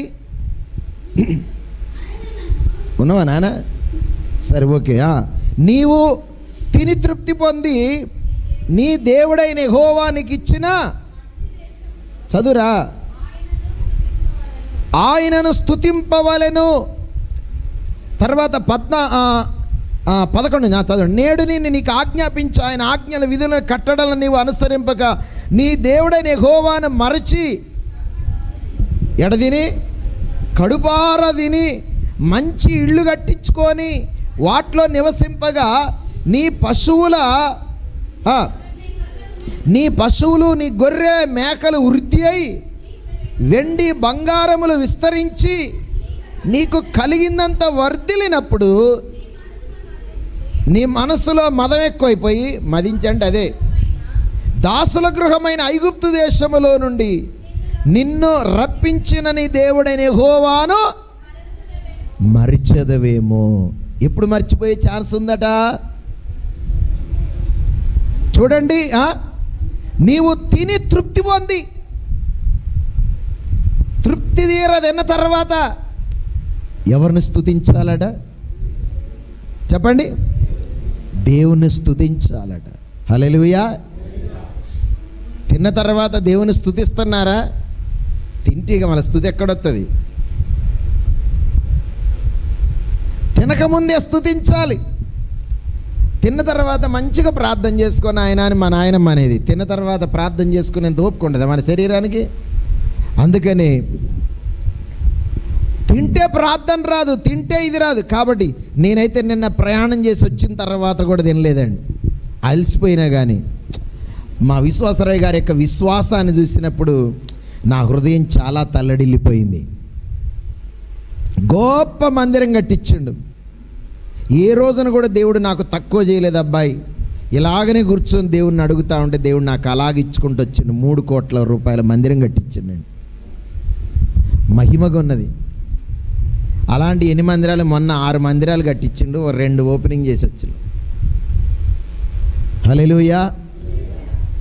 దేవుని కృప మాత్రం. నాకు విశ్వాసం బాగా బలపడి వచ్చిన తర్వాత నేను ఆ విశ్వాసం నన్ను తట్టినట్టు అయిపోయి వచ్చిన తర్వాత అలసిపోయినా కానీ అన్నం తినకుండా సాయంత్రం కనుక ప్రార్థనలోనే ఉన్నా. హల్లెలూయా. సాయంత్రం కనుక ప్రేయర్లోనే ఉన్నా. నువ్వు తిన్న తర్వాత తృప్తి చెందిన తర్వాత ఏం చేయాలి? యెహోవాను. కానీ కడుపు నిండా తిండి తిన్న తర్వాత కన్ను మిన్న అవపట్లేదు అంటారు చూసారా? కొంతమంది చిన్నపిల్లగాళ్ళు, మనవరాళ్ళు తిన్న తర్వాత ఏం చేస్తారంటే మనల్ని తిట్టిపోతారు వాళ్ళు. నీకు కన్ను మిన్న అవపట్లేదు ఏమైనా తిడతాండ ఒక్కోసారి కదా, అంటే వాళ్ళకి అర్థం కాక తెలియక. కానీ దేవుడు ఏమంటాడంటే ఒకవేళ అంటే ఏంది, ఆ విధంగా అయ్యే అవకాశం చాలామందికి ఉన్నది. తర్వాత నువ్వు మంచి ఇండ్లు కట్టించుకున్న తర్వాత అద్దెలోళ్ళతోటి పెద్ద గొడవ ఉండదు. ఉంటుందా? మీ ఇంటికి ఇంతమంది వచ్చారేంది, ఇంతమంది వస్తే బాత్రూమ్ అంతా ఆగమైద్ది, మా ఇంటికి ఎక్కువ రావద్దు మీరు అద్దెకి ఇచ్చిన దగ్గర కంటే. పిసుకొని సావాలి కదా. వాడి ఆడికన్నా బాడీలు పట్టుకొని బయటకే పంపించాలి ఎక్కువ తక్కువ వస్తే. అంటే రెంటిండ్లలో ఉన్నప్పుడు ఉండే బాధలు వేరు. కానీ దేవుడు మనకు మంచి ఇండ్లు చాలామందికి మన సంఘంలో దేవుడు ఇచ్చుకుంటూనే వచ్చాడు. హల్లెలూయా. చాలామంది మంచి ఇండ్లు కట్టుకున్న వాళ్ళందరూ చేతులు ఎత్తండి. సాయిలు ఎత్తు. మంచి మంచి ఇల్లు కట్టించుకున్నోళ్ళు, వాడు ఇప్పుడు మొత్తం సోగ్గా అయిపోయింది ఇల్లు. అరే లేరా ఇక ఇండ్లు కట్టించుకున్నోళ్ళు, మంచి ఇల్లు కట్టించుకున్నోళ్ళు లేరా ఏమ్మా? హల్లెలూయా. నారాజు అయితే అసలే చేతులు ఎత్తట్లే. ఈ మధ్యలోనే కదా సార్ కట్టించుకున్నదని. ఈ మధ్యలోనే ఎప్పుడైనా కానీ మంచి ఇండ్లు దేవుడు ఇచ్చిన వాళ్ళు చేతులు ఎత్తండిరా. చూసారా? ఇంకా సిగ్గుపడితే నీలో నమ్ముకున్నా కానీ 10 లక్షల రూపాయలు 15 లక్షల రూపాయలు ఇల్లు కట్టి నిమ్మలంగా చేయట పెడతాడు అంటే ఇంకా నాకు తక్కువనే ఉంది అయ్యా. పక్కనోడు ఇల్లు కూడా ఒకవేళ నాకు ఇస్తే తీసుకోవాలని ఉంది, అందుకని నాకెంతో బాధగా ఉంది అన్నాడు, చేతులు ఎత్తాడు. హల్లెలూయా. దేవుడు మనం మంచి ఇండ్లు కట్టించుకున్న తర్వాత మనం దేవుని స్తుతించాలట. హల్లెలూయా. నీ తమ్ముడికి లేని ఆ భాగ్యం నీకు ఎట్ట దొరికింది అనుకున్నా? బొర్రెక్కుందనా అంటే బాగా నా మైండ్ చాలా ఆలోచన చేసేది, అంత తెలియకల్లోని కాబట్టి కట్టుకున్నా అనుకుంటున్నావా? తెలియకల్లోడు కూడా బోర్లు పడతాడట. నాకు బొర్ర ఎక్కువ ఉంది అట్లా బాగా నేను కష్టపడ్డా. ఏది ఎక్కువ కాదు, దేవుడిచ్చితేనే మనం కట్టించాం. ఈ జ్ఞాపకం ఉండాలా ఉండద్దా చెప్పండి? పచ్చ నోట్లు తీసుకుంటే కట్టించను కదా. మంచి ఇండ్లు కట్టించుకున్న తర్వాత చాలామంది దేవుడు ఏమంటాడు, నన్ను మరిచెదవేమో, నీ వెండి బంగారాలు బాగా నీకు విస్తరించిన తర్వాత నన్ను మర్చిపోతావేమో. ఎప్పుడు చేయించుకున్నావు అక్క? ఇది ఎంత అనుకున్నావు? 2 తులాలు. ఇంకా గొలుసులేరే, గుండ్లేరే, అయితే గుండు పెట్టడానికి విస్తారంగా బంగారం వేసుకున్న తర్వాత, మంచి ఇళ్ళు కట్టించుకున్న తర్వాత, కడుపు నిండా తిండి తిన్న తర్వాత నన్ను మరిచెదవేమో. సమృద్ధి కలిగిన తర్వాత ప్రజలు ఏం చేస్తున్నారు చెప్పండి? ఉద్యోగాలు లేనప్పుడు ప్రార్థన చేస్తే దేవుడు ఉద్యోగం ఇచ్చిన తర్వాత వాడు 100 రకాలుగా చెప్తాడు. నాతోడు ఒకడు, అసలు దేవుడు నీకు ఇవ్వకపోతే ఎన్ని వచ్చాయా? నేను చర్చికి రావాలంటే పక్కనే చర్చి ఉన్నదన్నయ్య సార్, మా పిల్లగాళ్ళు ఇక్కడ దగ్గరనే పోతామంటున్నారు, అందుకని నేను రాలేకపోతాను. ఎంత సులువుగా చెప్తున్నారో పాయిజన్ లాగా. అసలు నీకు ఉద్యోగం రావటానికి కానీ, నువ్వు ఈ రోజున శోధన నుంచి విడుదల పొంది నిన్ను దేవుడు నిలబెట్టడానికి కానీ, నీకు ఉద్యోగం రావటానికి కానీ కారణం ఏమంటే దేవుడు నేను ప్రార్థన చేశానురా. ఎంత తేలిగ్గా మర్చిపోతున్నారో కదా, ఎంత తేలిగ్గానే మర్చిపోతున్నారు. హల్లెలూయా. నన్ను మరిచెదవేమో. ఈ రోజున చూడండి, తప్పైన కుమారుడికి డబ్బున్నంతకాలం నా భాగం నాకు ఇవ్వమన్నాడు కదా. ఆ భాగం ఇచ్చిపోయేంత వరకు, ఆ భాగం ఉన్నంత వరకు, ఆ భాగంగా వచ్చిన డబ్బంత ఉన్నంతకాలం ఎవరు గుర్తురాలే? తండ్రి ఇల్లు గుర్తురాలే, తండ్రి గుర్తురాలే. అసలు ఆ బాట వైపుకే వాని లోపల కూడా ఆలోచన కూడా రాలేదట. చూడండి ఎప్పుడు గుర్తొచ్చింది అంటే అంతకాలం ఏమైపోయాడు? మర్చిపోయాడు అనమాట. చెప్పండి. చాలామందికి ఈ రోజున డబ్బు ఎక్కువైపోయి జబ్బులు ఎక్కువైతాయి. ఏం ఎక్కువై? డబ్బులు ఎక్కువైపోయి జబ్బులు ఎక్కువైతున్నాయి. అంటే వాళ్ళ డబ్బంతా ఒడగాయాలంటే ఏం రావాలి? అంతే. అంటే ప్రజల పరిస్థితి మీ గురించి అంటలే. దేవుని బిడ్డలారా, చాలాసార్లు అన్నీ దొరికిన తర్వాత ఈ రోజున మందిరానికి ఆరోగ్యంగా ఉన్నప్పుడు, మందిరానికి అనారోగ్యంతో ఉన్నప్పుడు వచ్చినట్టుగా మందిరానికి ఆరోగ్యంగా ఉన్నప్పుడు వస్తారా? అమ్మా సంపద వస్తాడా? రాడు. హల్లెలూయా. మంచిగా ఉన్నప్పుడు వస్తారా? రారా? పోని మిమ్మల్ని నేను అడుగుతున్నా, మీకు బంగారము వెండి ఇండ్లు కడుపు నిండా తిండి తినాలంటే ఇప్పుడు చూడండి, అది కూడా ఆరోగ్యం బాగుంటేనేగా. చెప్పండి. అనారోగ్యంతో ఉండి తినకపోతేనే నీరసంగా ఉంది, తింటేనేమో ఆయాసంగా ఉంది. ఇప్పుడు అంతే కదా. అసలు వద్దు, మా కడుపు అంతా ఆయాసంగా ఉంది, కడుపులో గట్టిగా బయటినట్టే ఉంది అనుకొని తినకపోతే ఏమవుతుంది? నీరసం వచ్చేస్తుంది. పోనీ గబగబగా ఇంత తిందాం అనుకుంటే ఇంత తినగానే బెలునుబ్బినట్టు ఉబ్బుతుంది, ఆయాసంగా ఉంటా ఉంది. కానీ తృప్తి తీరా ఒక వ్యక్తి మంచిగా ఆహారం తినగలిగే ఆరోగ్యం దేవుడు ఇచ్చిందంటే దేవుణ్ణి మనం ఖచ్చితంగా జ్ఞాపకం చేసుకోవాలి. హల్లెలూయా. అన్నం కంచంలో పడ్డప్పుడు ఎప్పుడైనా నాకు ప్రభువా ఒకప్పుడు ఈ ఆహారం నాకు దొరికేది కాదు, మా నాన్న కూడా ఇంత మంచిగా పెట్టలేదు, మాకు బోల్డ్ అంత వ్యవసాయం ఉన్నది, ఏ పంట పండపోయేది పండినా కానీ ఎప్పుడు దొడ్డు బియ్యం మొన్నటి తనకు రాలేదా, అదే దొడ్డు బియ్యం తిన్న బతుకులు. ఆకలి ఉండేది కానీ ఆహారం ఉండేది, ఆస్తులు ఉండేవి కానీ ఆశీర్వాదం లేదు.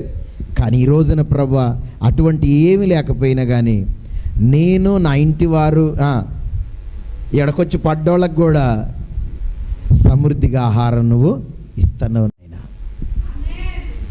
ఇది నువ్వు ఇచ్చిన ఆహారం. అందుకని గత జ్ఞాపకాలు ఎక్కువ ఉంటాయి కాబట్టి ఎవరిని కూడా ఆకలితోడు పంపించడం ఎప్పుడు కూడా నాకు ఇష్టం లేదు. బాధ పెట్టైనా కానీ అమ్మగారిని బాధ పెట్టైనా కానీ వంట చేయించి అన్నం తినిపోండి అంట నేను. ఎందుకు తెలుసా, ఒకప్పుడు ఆకలితోడు బాగుండి ఉన్నప్పుడు ఆహారము దొరికిన పరిస్థితి కాదు. 2 ఇడ్లీలకు 4 చట్నీలు తినేవాడిని. ఆకలి ఏం బాగుండేది, మరి 2 ఇడ్లీలు కావాలంటే మళ్ళీ ఇంకా డబ్బులు కావాలిగా. దేవుని బిడ్డలారా, ఈ రోజున దేవుడు ఒక మంచి స్థితి ఇస్తే మనకొచ్చిన పరిస్థితిని గురించి స్థితిని గురించి దేవుని జ్ఞాపకం చేసుకోవాలి. దేవుని బాధ అంతా ఏంటట, నన్ను మరిచిపోదురేమో అంటాడు దేవుడు. మీ గురించి చాలామంది గురించి మన సంఘంలో ఉన్న వాళ్ళ గురించి ఒక్కోసారి ఇట్నే అడుగుతంట, ఏమ్మా దేవుడు మేలు చేసిన తర్వాత మరి మర్చిపోతావా మందిరాన్ని? ఓ ఎందుకు మర్చిపోతామయ్యా, కూర్చున్నా నిలబడ్డాగా నిన్నే జ్ఞాపకం చేసుకుని ఫోటో కూడా తీసుకొచ్చుకొని ఎదురుగా పెట్టుకుంటానంత వేరే లెవెల్లో మాట్లాడతారు. కానీ దినాలు గడుస్తుంటే ఆ పరిస్థితులు కనబడతాయి. కనీసం మీరైనా సరే మీకు బంగారం కలిగినా, ఇండ్లు కలిగినా, కడుపు నిండా తిండి తిన్నా, ఏమా గొర్రెలు మేకలు విస్తరించిన, హల్లెలూయా, నన్ను మరిచెదరేమో, నన్ను మరిచెదరు. బాగా మందలు ఎక్కువైపోయి మంచిగా బేరం నడతా ఉంది. ఇక మా వాళ్ళదిగా 2 అంగళ్ళ పోయిన తర్వాత 2 సార్లు బ్యాచ్లు తీసిన తర్వాత ఇక అసలు బొలారో కొందాం, డ్రైవర్ని పెట్టుకుందాం అనుకున్నారు. ఇక ఉన్నట్టుండి ఎట్టొక్క పెట్టి సైతాను ఇక టపా టపా టపా టపా 30 పోయేసరికి బొలారో వద్దు, డ్రైవర్ వద్దు, ఏదొద్దు, అసలు బ్యాచ్ వద్దు అనుకునే కాడికి వచ్చిన తర్వాత ఇక వచ్చి గబా గబా మీద పడి ఎడుతుంటే నాకు పోవటానికి కూడా తీరిక లేదు. కానీ ఒక రోజున వెళ్ళాం, పోయి ప్రార్థన పెట్టిన తర్వాత ఆ మందలో ఒక సైతాన్ కనపడ్డది. అది పురుగులాగా ఆ గొర్రెలను తొలుస్తూ ఉన్నది. యేసు నామములో గద్దిస్తున్నా అని చెప్పని ప్రార్థన చేశాం. 3 సుడిపడ్డాయి కూడా మంచిగా అయినాయి. హల్లెలూయా. తర్వాత ఒకటేసారి అంగడికి మొత్తం అమ్ముడు పోయినాయి. అబ్బా, ప్రార్థన చేస్తే దేవుడు ఎంత ఆశీర్వదించిందంటే, దేవుని శక్తి కొంచెం తక్కువైతే ఎంత పరిస్థితి ఉంటుందో చూడండి. సాఫీగా జరుగుతున్నాడు మనం గుర్తుపెట్టుకోం, మనం మర్చిపోతూ ఉంటాం కదా. హల్లెలూయా. కనుక మీ గురించి, ఆ ప్రజల గురించి మర్చిపోతారేమో అని దేవునికి బాధ కలిగినట్టుగా నిజంగానే వాగ్దాన దేశం పోయిన తర్వాత ఏమయ్యారు చెప్పండి? మర్చిపోయారా లేదా? హల్లెలూయా, హల్లెలూయా, హల్లెలూయా. మరి మీ సంగతి చెప్పండి, మీ సంగతి ఏంటి? మంచి కడప నిండా తిన్న తర్వాత దేవుని జ్ఞాపకం చేసుకుంటాను వాళ్ళు చేతులు ఎత్తండి. ఏందిరా ఒకళ్ళ ముఖాలు ఒకళ్ళు చూస్తారు. ఏమో మళ్ళీ మర్చిపోతే నా పొట్టలో ఏం రోగం తయారైద్దానా? ఏం రోగం తయారు కాదు. నేను యేసయ్యని జ్ఞాపకం చేసుకుంటానని చెప్పండి. హల్లెలూయా, హల్లెలూయా. మంచి ఇండ్లు కట్టించుకున్న తర్వాత దేవుని జ్ఞాపకం చేసుకుంటానని చెప్పండి. ఎదుడ అసలు నోరు తెరిచి రానే రావట్లే అంటే ఇంకో ఇల్లు కట్టించుకున్న తర్వాత చెప్తలేనా? హల్లెలూయా. ఇక్కడ ఇండ్లే కాదండి, మనకు పరలోకంలో దేవుడు కూడా శ్రేష్టమైన గృహాన్ని దేవుడు మన కొరకు సిద్ధపరుస్తూ ఉన్నాడు. ఈ గృహాల గురించి కాదు, ఈ లోకములో ఉండే గృహాలు కాదు, మనకు పరలోకములో కూడా దేవుడు మన కొరకు శ్రేష్టమైన గృహాన్ని మన కొరకు ఆయన సిద్ధపరచబోతా ఉన్నాడు. మన గురించి దేవుని తలంపులు ఎంతో ఉన్నతమైనవి, ఎంతో విస్తారమైనవి. బిడ్డలారా జాగ్రత్త. మీకు ఇండ్లు కలిగినా, బంగారం కలిగినా, ఉద్యోగం కలిగినా, ఈడకొచ్చినప్పుడు ప్రార్థన చేస్తే మర్చిపోతే నాకే ఎంతో బాధ కలుగుతాడు ఒక్కోసారి. మరి దేవునికి ఎంత బాధ కలుగుతుంది? అందుకని దేవుడు అట మర్చిపోతే ఏం పంపిస్తాడట చూడండి. ఆ 15వ వచనంలో తాపకరమైన పాములను తేళ్లను కలిగి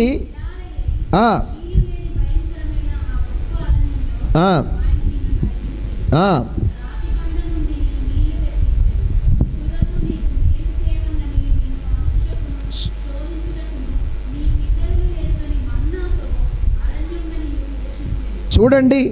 కాబట్టి 18వ వచనంలో, కాబట్టి నీ దేవుడైన యెహోవాను జ్ఞాపకం చేసుకోవాలి. చూడండి, నేను పొద్దున ఒక ఆయన ఫోన్ చేసి, ఏరా మందిరానికి రావా, ఆడున్నామంటే ఊళ్ళోనే ఉన్నా సార్, పని పోదామనుకోను కానీ పని దొరకలేదు సార్. పని దొరకనప్పుడన్నా రావచ్చుగా, ఊళ్ళో ఉన్నప్పుడన్నా రావచ్చుగా. అసలు ఆ మనిషికి నెలల తరబడి మంచం మీదకి వెళ్ళి కింది దిగకుండా కింద కాలు పెడితే కాలంతా వాసిపోయి ఎన్నిసార్లు ఆపరేషన్ చేసినా కానీ సక్సెస్ కానటువంటి స్థితి. కానీ ప్రార్థన పెట్టిన తర్వాత, ఈసారి హాస్పిటల్ పోయి వచ్చిన తర్వాత నువ్వు నడుస్తావు, దేవుడు నీకు స్వస్థత ఇస్తారని చెప్తే దేవుడు అద్భుతంగా కాలు వాపు లేకుండా అద్భుతంగా దేవుడు బాగు చేసిండు. బాగు చేసిన తర్వాత ఇక మందిరానికి వచ్చడే లేదు. ఓ రోజున ఆటోలో తీసుకొని వచ్చి దింపారట. ఆటో వాడు రమ్మంటే రాలే. అబ్బా నేను ఎట్ట నడిచిపోవాలని చెప్పానంటే, ప్రార్థన చేయించుకొని నెమ్మదిగా వెళ్ళిపోరంటే ఆటో రాకపోయినా నడుచుకుంటే చివరొస్తుందని పోయిండట. దేవుడు స్వస్థత ఇచ్చిన తర్వాత ఏం చేయాలి చెప్పండి? దేవుని స్తుతించి దేవుని సన్నిధిని జ్ఞాపకం చేసుకొని రావాలి. ఆయన స్తుతించేది ఎక్కడ, ఆయన జ్ఞాపకం చేసుకునేది ఎక్కడ? కేవలము ఇంట్లోనే కాదు. చూడండి, దావీదు అంటాడు కదా 63వ కీర్తనలో, నేను నా మంచం మీదకి వెళ్ళి లేచిన తర్వాత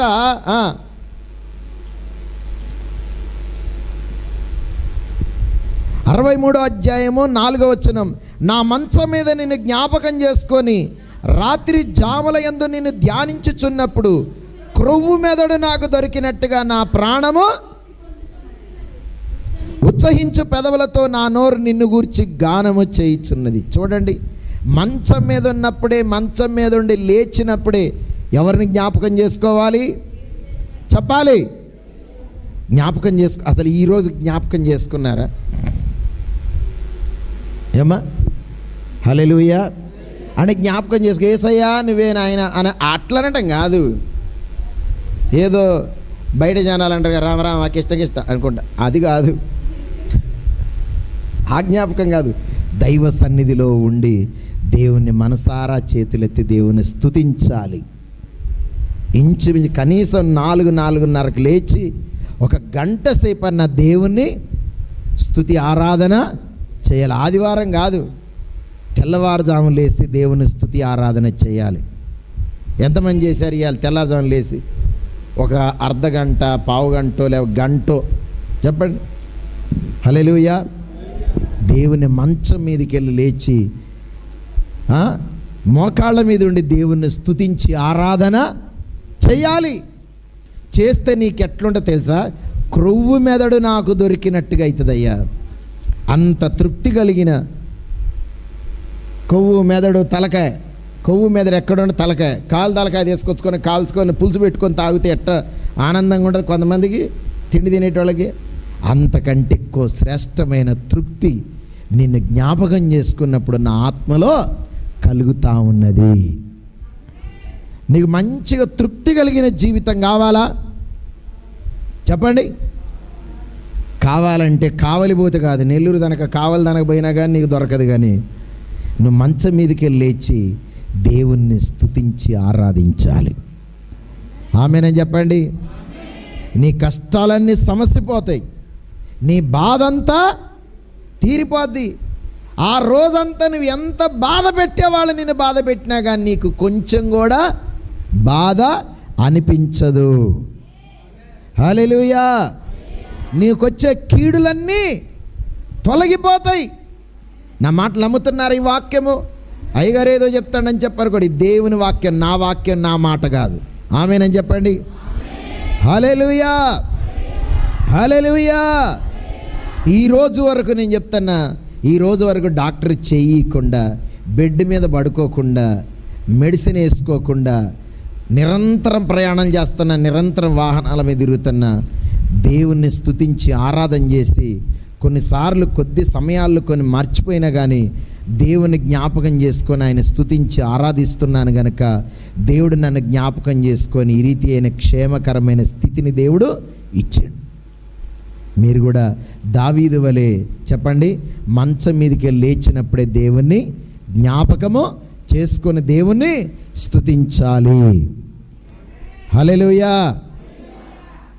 చూడండి, తర్వాత అన్నీ కలిగిన తర్వాత కూడా ఏం చేయాలి చెప్పండి? మరిచి పోవద్దు. ఎవరు గుర్తుపెట్టుకోవాలి చెప్పాలి? దేవుని గుర్తుపెట్టుకోవాలి. దేవా, ఇదంతటికి కారణం దీనంతటి కారణం, నాకున్న ప్రతి స్థితికి కారణం యేసయ్యా నువ్వే. కాబట్టి దేవుడిచ్చిన దాంట్లో కూడా చూడండి, మనం దేవుడు నాకు ఇచ్చిండు కదా అని చెప్పని కూడా జ్ఞాపకం పెట్టుకొని స్తుతించడమే కాదు, ఇంకేం చేయాలో తెలుసా? చూడండి, హెబ్రీ పత్రిక 13వ అధ్యాయము దేవుడికి ఇచ్చిన తర్వాత ఆయనని జ్ఞాపకం చేసుకోవడం కదా. 13వ అధ్యాయం 14 వచ్చాను, చదవండి.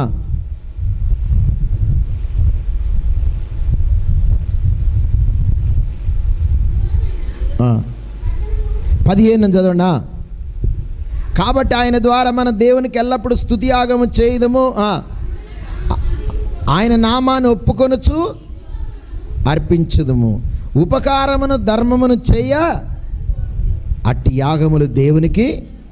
మీ పైన నాయకులుగా ఉన్నవారు లెక్క అప్పగించవలసిన వారి వలె మీ ఆత్మలను కాయుచున్నారు గనక వారు దుఃఖముతో ఆ పని చేస్తే అది మీకు నిష్ప్రయోజనము. చూడండి, మీ పైన ఇప్పుడు మీరు క్షేమంగా ఉన్నారంటే కారణం ఏం తెలుసా?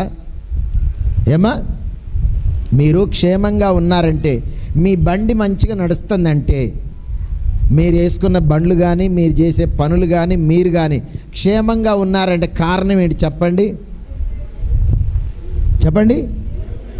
దేవుడు. రెండోది, మీ మీద ఉన్న నాయకులు. మీ మీద ఉన్న నాయకులు అంటే చెప్పండి, మిమ్మల్ని దీవించే దీవెన మిమ్మల్ని నడిపిస్తూ ఉంది. వింటున్నారా? హల్లెలూయా, హల్లెలూయా. అంతేనా? మన మందిరానికి పోయిన శుక్రవారం తీసుకొని వచ్చారు ఒక బాబును గన్పూర్ నుంచి. దేవుడు జ్ఞాపకం చేసుకోవాలి. దేవుని సేవకులు కూడా మీ గురించి జ్ఞాపకం చేసుకొని మొర్రపెడితేనే దేవుడు పట్టుకుంటాడు. వింటున్నారా? ఎందుకంటే అంత తేలిగ్గా మీ సమర్పణ వేరు, సేవకుల సమర్పణ వేరు. అంతగా సమర్పించుకొని దేవుని సన్నిధిలో ఉన్నప్పుడు దేవుని సేవకులు వాళ్ళు దీవించినప్పుడు, వాళ్ళు చేసిన ప్రార్థన విజ్ఞాపనలను బట్టి దేవుడు వాళ్ళని ముడతాడట, ఆశీర్వదిస్తాడట. కాబట్టి మన దగ్గరికి గన్పూర్ నుంచి మంచి సంఘం కలిగినటువంటి కుటుంబమే, మంచి సంఘంలో ఉన్న వాళ్ళే. అసలు ఆ శోధనలలో ఎవరు కూడా పట్టుకునే పరిస్థితి లేదు, ఎవరు కూడా ఆదరించే పరిస్థితి లేదు. కానీ మన దగ్గరికి వచ్చే ఒక కుటుంబం గన్పూర్లో, వాళ్ళని బట్టి అప్పుడప్పుడు ఆడ ప్రార్థన పెట్టినప్పుడు వాళ్ళు వచ్చేవాళ్ళు. కాబట్టి అయ్యా ఒక్కడుగు పెట్టిపోయింది ప్రార్థన అంటే కూడా ప్రార్థన చేసి వచ్చినాం. కాబట్టి అసలు వారిని ఆదరించే వాళ్ళు లేరు, వాళ్ళని చూసుకునేటోళ్ళే లేరు. కనీసం మరి ఆ సంఘంలో ఉన్నోళ్ళు కానీ, లేకపోతే ఇంకెవరైనా కానీ, తోబుట్టువులు కానీ లేని పరిస్థితుల్లో నేను వారి గురించి జ్ఞాపకం చేసుకొని ఫోన్ చేసి మనవాళ్ళకి అప్పగించి వాళ్ళని తీసుకొచ్చి ఇక్కడ పెట్టిన తర్వాత వారం రోజులు మా చెల్లె ఆపరేషన్ అయితే అక్కడ చూడటానికి కూడా పోయి కూడా మళ్ళీ సాయంత్రంకే వచ్చిన. ఎందుకంటే దేవుడు నాకు ఒక ఆత్మనిస్తే అంత తేలిగ్గా నేను వదిలిపెట్టను, అంత తేలిగ్గా వదిలిపెట్టను. వాళ్ళు దూరంగా ఉన్న దగ్గరికి వచ్చిన అలాగా వారం రోజులు, ఇంచుమించు 4-5 రోజులు అలా విడవకుండా ప్రార్థన చేసినప్పుడు దేవుడు నాకు దర్శనం చూపించి. హల్లెలూయా. మీ మీద ఉన్న నాయకులు విజ్ఞాపన చేస్తే, ప్రార్థన చేస్తేనే మీరు క్షేమంగా ఉండగలుగుతారు. ఓ రోజునైతే మొత్తం ఆగమాగం చేసి ఇటువంటి పిచ్చోళ్ళని చూసుకొని ఉన్నటువంటి పరిస్థితి నాకు చాలా తెలుసు. వాళ్ళు ఉన్నట్టుండి వాళ్ళ మీద ఉన్న శోధనతో ఎవరు సావగొట్టేది కూడా తెలియదు. మైక్ స్టాండ్ అందుకొని వాళ్ళని పెట్టబోయేసరికి నన్ను పిలిస్తే 3-4 గంతుల్లోనే ఇక్కడికి వచ్చి నేను ఫాస్టింగ్ ఉన్నా కానీ దేవుని శక్తితో బలంగానే అనిపిస్తాడు. అది ఒక్కోసారి వచ్చి గట్టిగా పీకుడు పీకి దగ్గర తీసి ప్రార్థన చేసిన తర్వాత ఆ రోజు నుంచి కంట్రోల్ అయ్యిండండి అసలు. హల్లెలూయా. నీతిమంతులు కొట్టడం కూడా తైలాభిషేకం అన్నట్టుగా కొట్టడం మూలంగానే సరి అయ్యండి అయ్యండి. నాకు ఆవేశం అట్టొచ్చింది. ఎందుకంటే మందిరంలో ఏదైనా జరిగితే, హల్లెలూయా, ఏదైనా జరిగితే దేవునికి అవమానం కదా. చెప్పండి, ఇంట్లో ఎవడన్నా ఉరిపెట్టుకొని చచ్చిపోతే ఆ ఇల్లుకే కీడట. మందిరం దగ్గరికి వచ్చి ఇంత సీరియస్గా ఉన్నట్టు వాళ్ళని తీసుకొచ్చి ఏదైనా జరిగితే, మన కొరుపుల నుంచి ఒక అమ్మ తీసుకొని వచ్చారు. మొసపోతుంది కదా అన్నయ్య, నాకైతే చూసి ఎక్కడున్న నరాలు ఎముకలని ఇట్ట కదులుతున్నాయి, వాడిని ఇక్కడనే భూమి వద్దట్టుందని అని చెప్పని వచ్చి నన్ను రజిత లేపితే వచ్చి నిజంగా ఎట్టుందంటే, ఒక కోణి కనుక గెదుముకుంటూ వస్తే కనుక మొత్తం ఎముకలన్నీ కూడా ఇదైపోతే అట్ట అయిపోతుండే. ఓ ప్రభు, ఇక్కడనే ఊరిపోద్దాని ఆయన, ఇక్కడ మాత్రం ఏం జరగద్దు ప్రభు అని చెప్పని ప్రార్థన చేస్తే దేవుడు అద్భుతంగా ఆమెను కూడా స్వస్థపరిచాడు. హల్లెలూయా. నా దేవుడు ఇక్కడ ఆ విధంగా జరగటానికి నాకు దేవుడిచ్చిన వాగ్దానం, నాతో దేవుడు మాట్లాడిన దేవుడు నన్ను ఇక్కడ వ్యర్థం చెయ్యడే ఆత్మను. ఇక్కడ నా దేవునికి అవమానము కలగొద్దు. అంత భారం పెట్టుకొని వాళ్ళ కొరకు చేతుల్లో పట్టుకున్నట్టుగా ప్రార్థన చేసినట్టుగా ఉంటే మీరు క్షేమంగా ఉండటానికి దేవుడు రెండవది సేవకులు మీ మీద నాయకులుగా ఉన్నారు. ఎంతమంది ఒప్పుకుంటారు ఈ మాట? హల్లెలూయా. ఒక్కోసారి కోపం వచ్చినప్పుడు ఏం చెప్తారు, నాకు దేవుడే ఉన్నాడు అట. నా బిడ్డ అయితే నేను మర్చిపోతలే. ఒక వారం మర్చిపోతే సైతాన్లు వచ్చి ఏం చేస్తాయి, జజ్జనకరి జనారే ఏదో పార్టీ పరారే అన్నట్టుగా మళ్ళీ పరారైతారు. కాబట్టి మీ మీద ఉన్న నాయకులు మీ మీద నాయకులు ఉన్నారు కాబట్టి ఒక నాయకత్వం దేవుంది, రెండో నాయకత్వం సేవకుంది. వారు దుఃఖంతో మీకు సేవ చేయకుండా వారు సంతోషంతో మీకు పరిచర్య చేసేటట్టుగా మీరు చూసుకోండి అంటాడు దేవుడు. మీరంటే ఎలా ఉండాలి సేవకులు చెప్పండి? మీరంటే సంతోషించాలి. అంటే ఉపకారమును ధర్మమును చేయక, అంటే దేవుడు మీకు అన్ని ఇచ్చిన తర్వాత దేవుణ్ణి జ్ఞాపకం చేసుకోవాలి. తర్వాత అన్నీ ఇచ్చిన దానిలో నుంచి కూడా ఉపకారం చేయాలి. చెప్పండి, ఉపకారమును ధర్మమును చెయ్య మరిచిపోకండి. ఎందుకంటే మీ కొరకు ప్రార్థన చేశారు, మీరు కష్టకాలంలో ఉన్నప్పుడు ప్రార్థన చేశారు, మిమ్మల్ని కాపాడారు, దేవుని సన్నిధిలో మిమ్మల్ని నిలబెట్టారు. మీకు క్షేమాన్ని దేవుని తర్వాత సేవకం ద్వారా మీకు వచ్చింది కాబట్టి మీకు అన్ని కలిగిన తర్వాత దేవుని జ్ఞాపకం చేసుకోవడమే కాదు, ఉపకారము ధర్మం కూడా చేయటం మర్చిపోవద్దు అంటాడు. ఉపకారం అంటే ఏంది? అమ్మా మీకు అంత ఆట అయిపోతుంది మీ బతుకులకి. ఉపకారం అంటే ఏం చెప్పండి?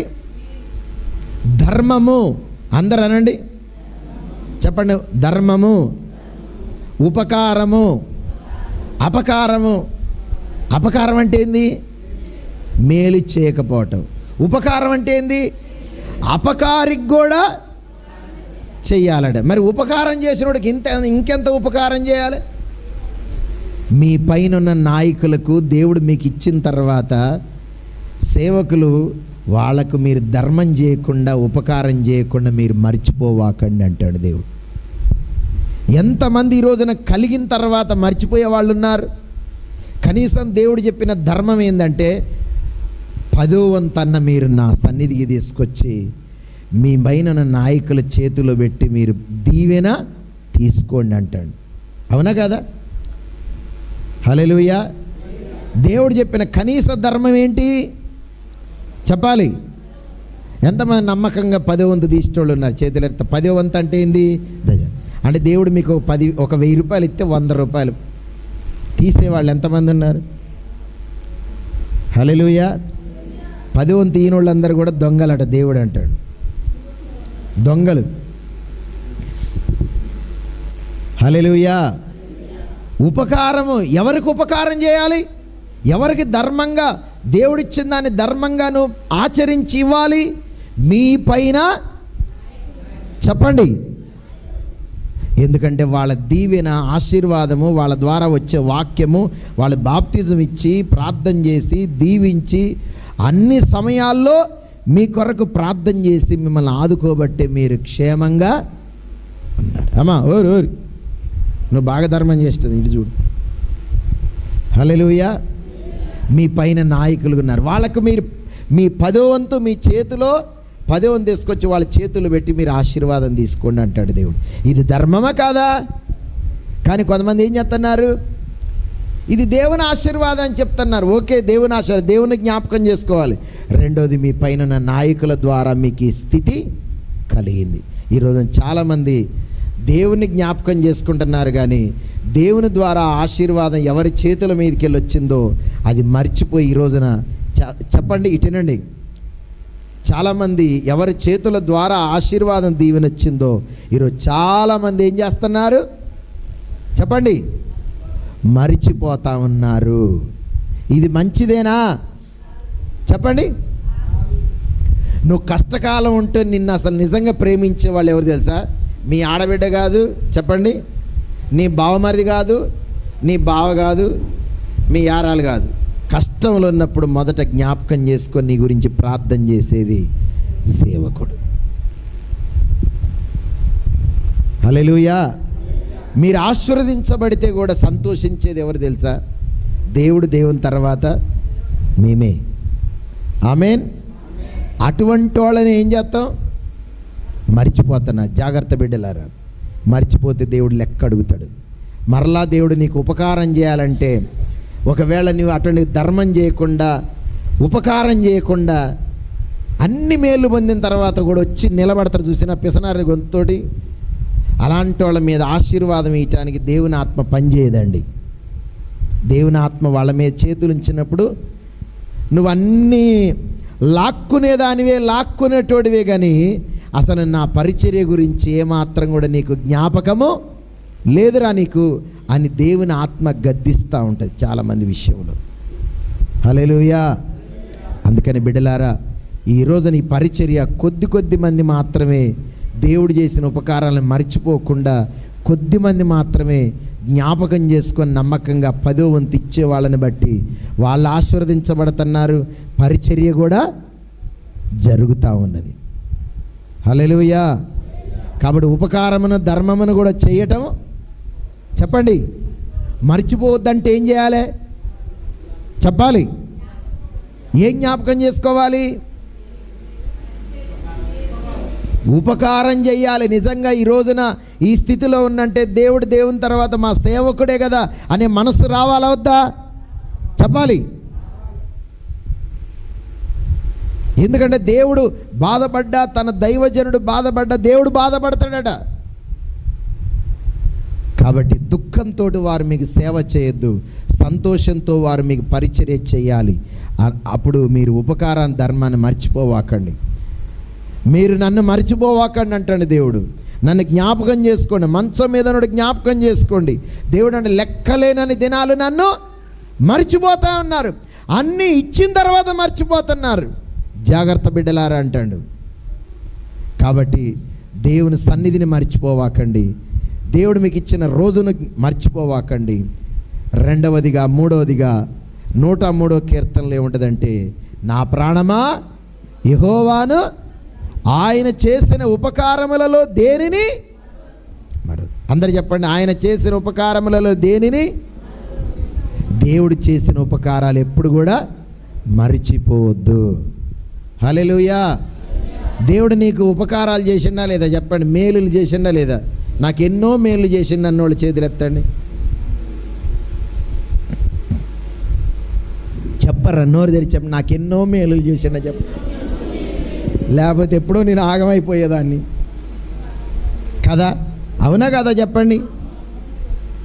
ఎన్నో మేలు దేవుడు చేసిండు బిడ్డ. నా హృదయపు లోతుల్లో నుండి దేవుడు మీతో మాట్లాడుతా ఉన్నాడు. కానీ నువ్వేం చేయాలి? నా ప్రాణమా యెహోవాను ఆయన చేసిన ఉపకారంలో దేనిని మరిచిపోవాకు. ఆమేన్. మరిచిపోతే మనం మట్టికి మట్టి అయిపోయేవాళ్ళం. కాబట్టి దావీదు మహారాజు అంత జ్ఞాపకం చేసుకునేవాడట దేవుడు. ఒక ధనవంతుడు ఏమంటాడు? నా ప్రాణమా తినుము తాగుము. ఇది లోకం ఇట్లా అంటుందండి. కానీ మనం అలాగండాలా? నా ప్రాణమా, నేను ఈ రోజున నా ప్రాణం నెమ్మదిగా ఉందంటే, ఈ మన శరీర అవయవాల్లో ఏదో ఒకటి స్ట్రైక్ చేసినా బాగుంటామా? ఎంతైనా కన్ను మంచిగా ఉంటేనే బాగుండు. మరి కాలు ఎంతైనా కాలు బాగుండాలి. ఎంతైనా ఏ దానికి అది ప్రాధాన్యతే, అంతేనా? ఏది బాగలేకపోయినా ప్రాణానికి హాని కలుగుతుంది కదా, మూలుగుతాం కదా. హల్లెలూయా. కాబట్టి మన ప్రాణం ఆరోగ్యంగా మనం ఉన్నప్పుడు ఆయన చేసిన ఉపకారములలో దేనిని, అందరు చెప్పండి, నా ప్రాణమా తినుము, నా ప్రాణమా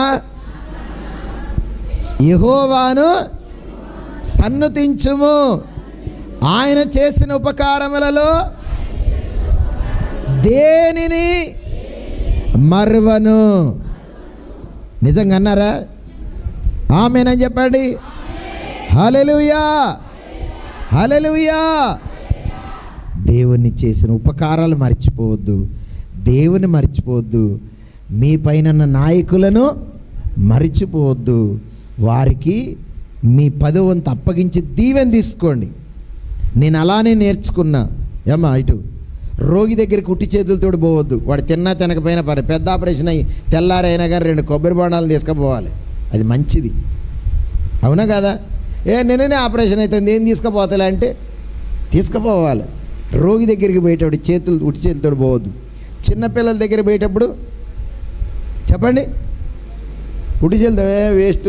వాళ్ళు చూడండి, రాగానే మన ముఖం చూడరు కానీ మన బ్యాగులు చూస్తారు. చూసిన తర్వాత ఏం లేకపోయి సరే వేస్ట్ మొక్కపోడు ఏం తీసుకురాలేదు అన్నట్టు చూస్తారు వాళ్ళు.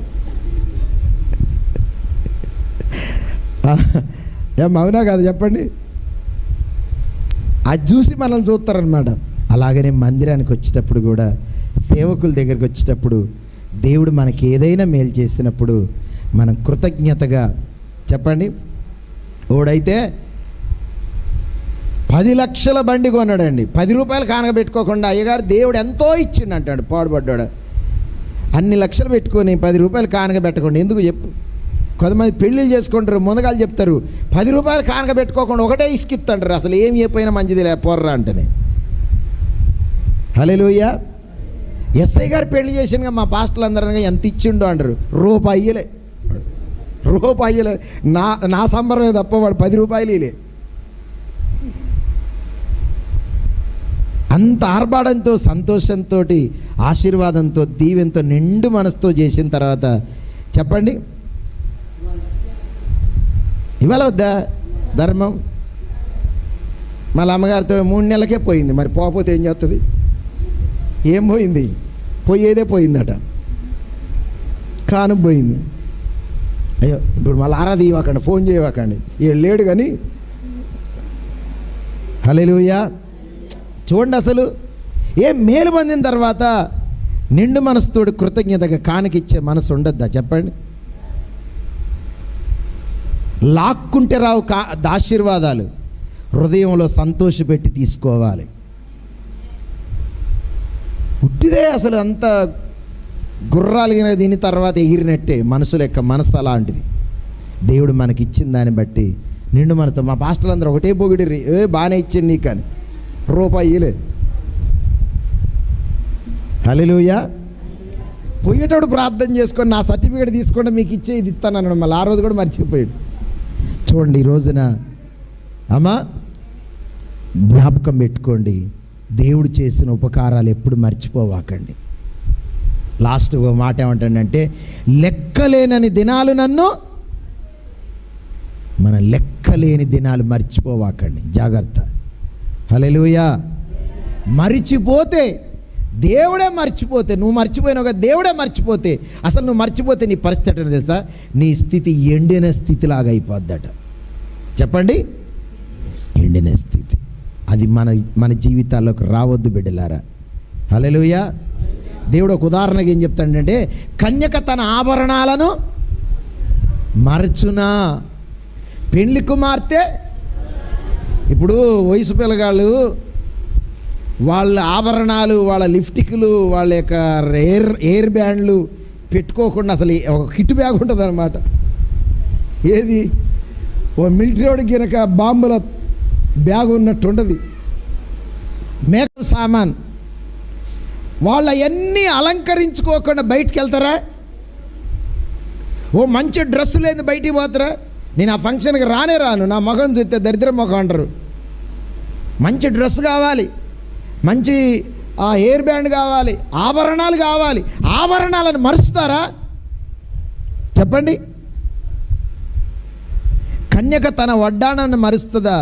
అంటే అలంకరించుకోకుండా బయటికి పోం కదా. అలాగనే వాళ్ళైనా ఆ ఆభరణాలు మరవరు. కానీ పెళ్లి కుమార్తె వడ్డాణం, పెళ్లి కుమార్తెకు కావలసిన ఎంత తయారు చేస్తారు చెప్పండి? పెళ్లి కుమార్తెని ఎంత తయారు చేస్తారు?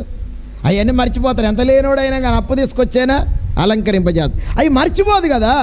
నన్ను ప్రజలు చాలా రోజులు మర్చిపోతున్నారు. చూడండి ఒక మాట, అవన్నీ అలంకరిస్తే అలంకారము వాళ్ళకేమొస్తా చెప్పండి?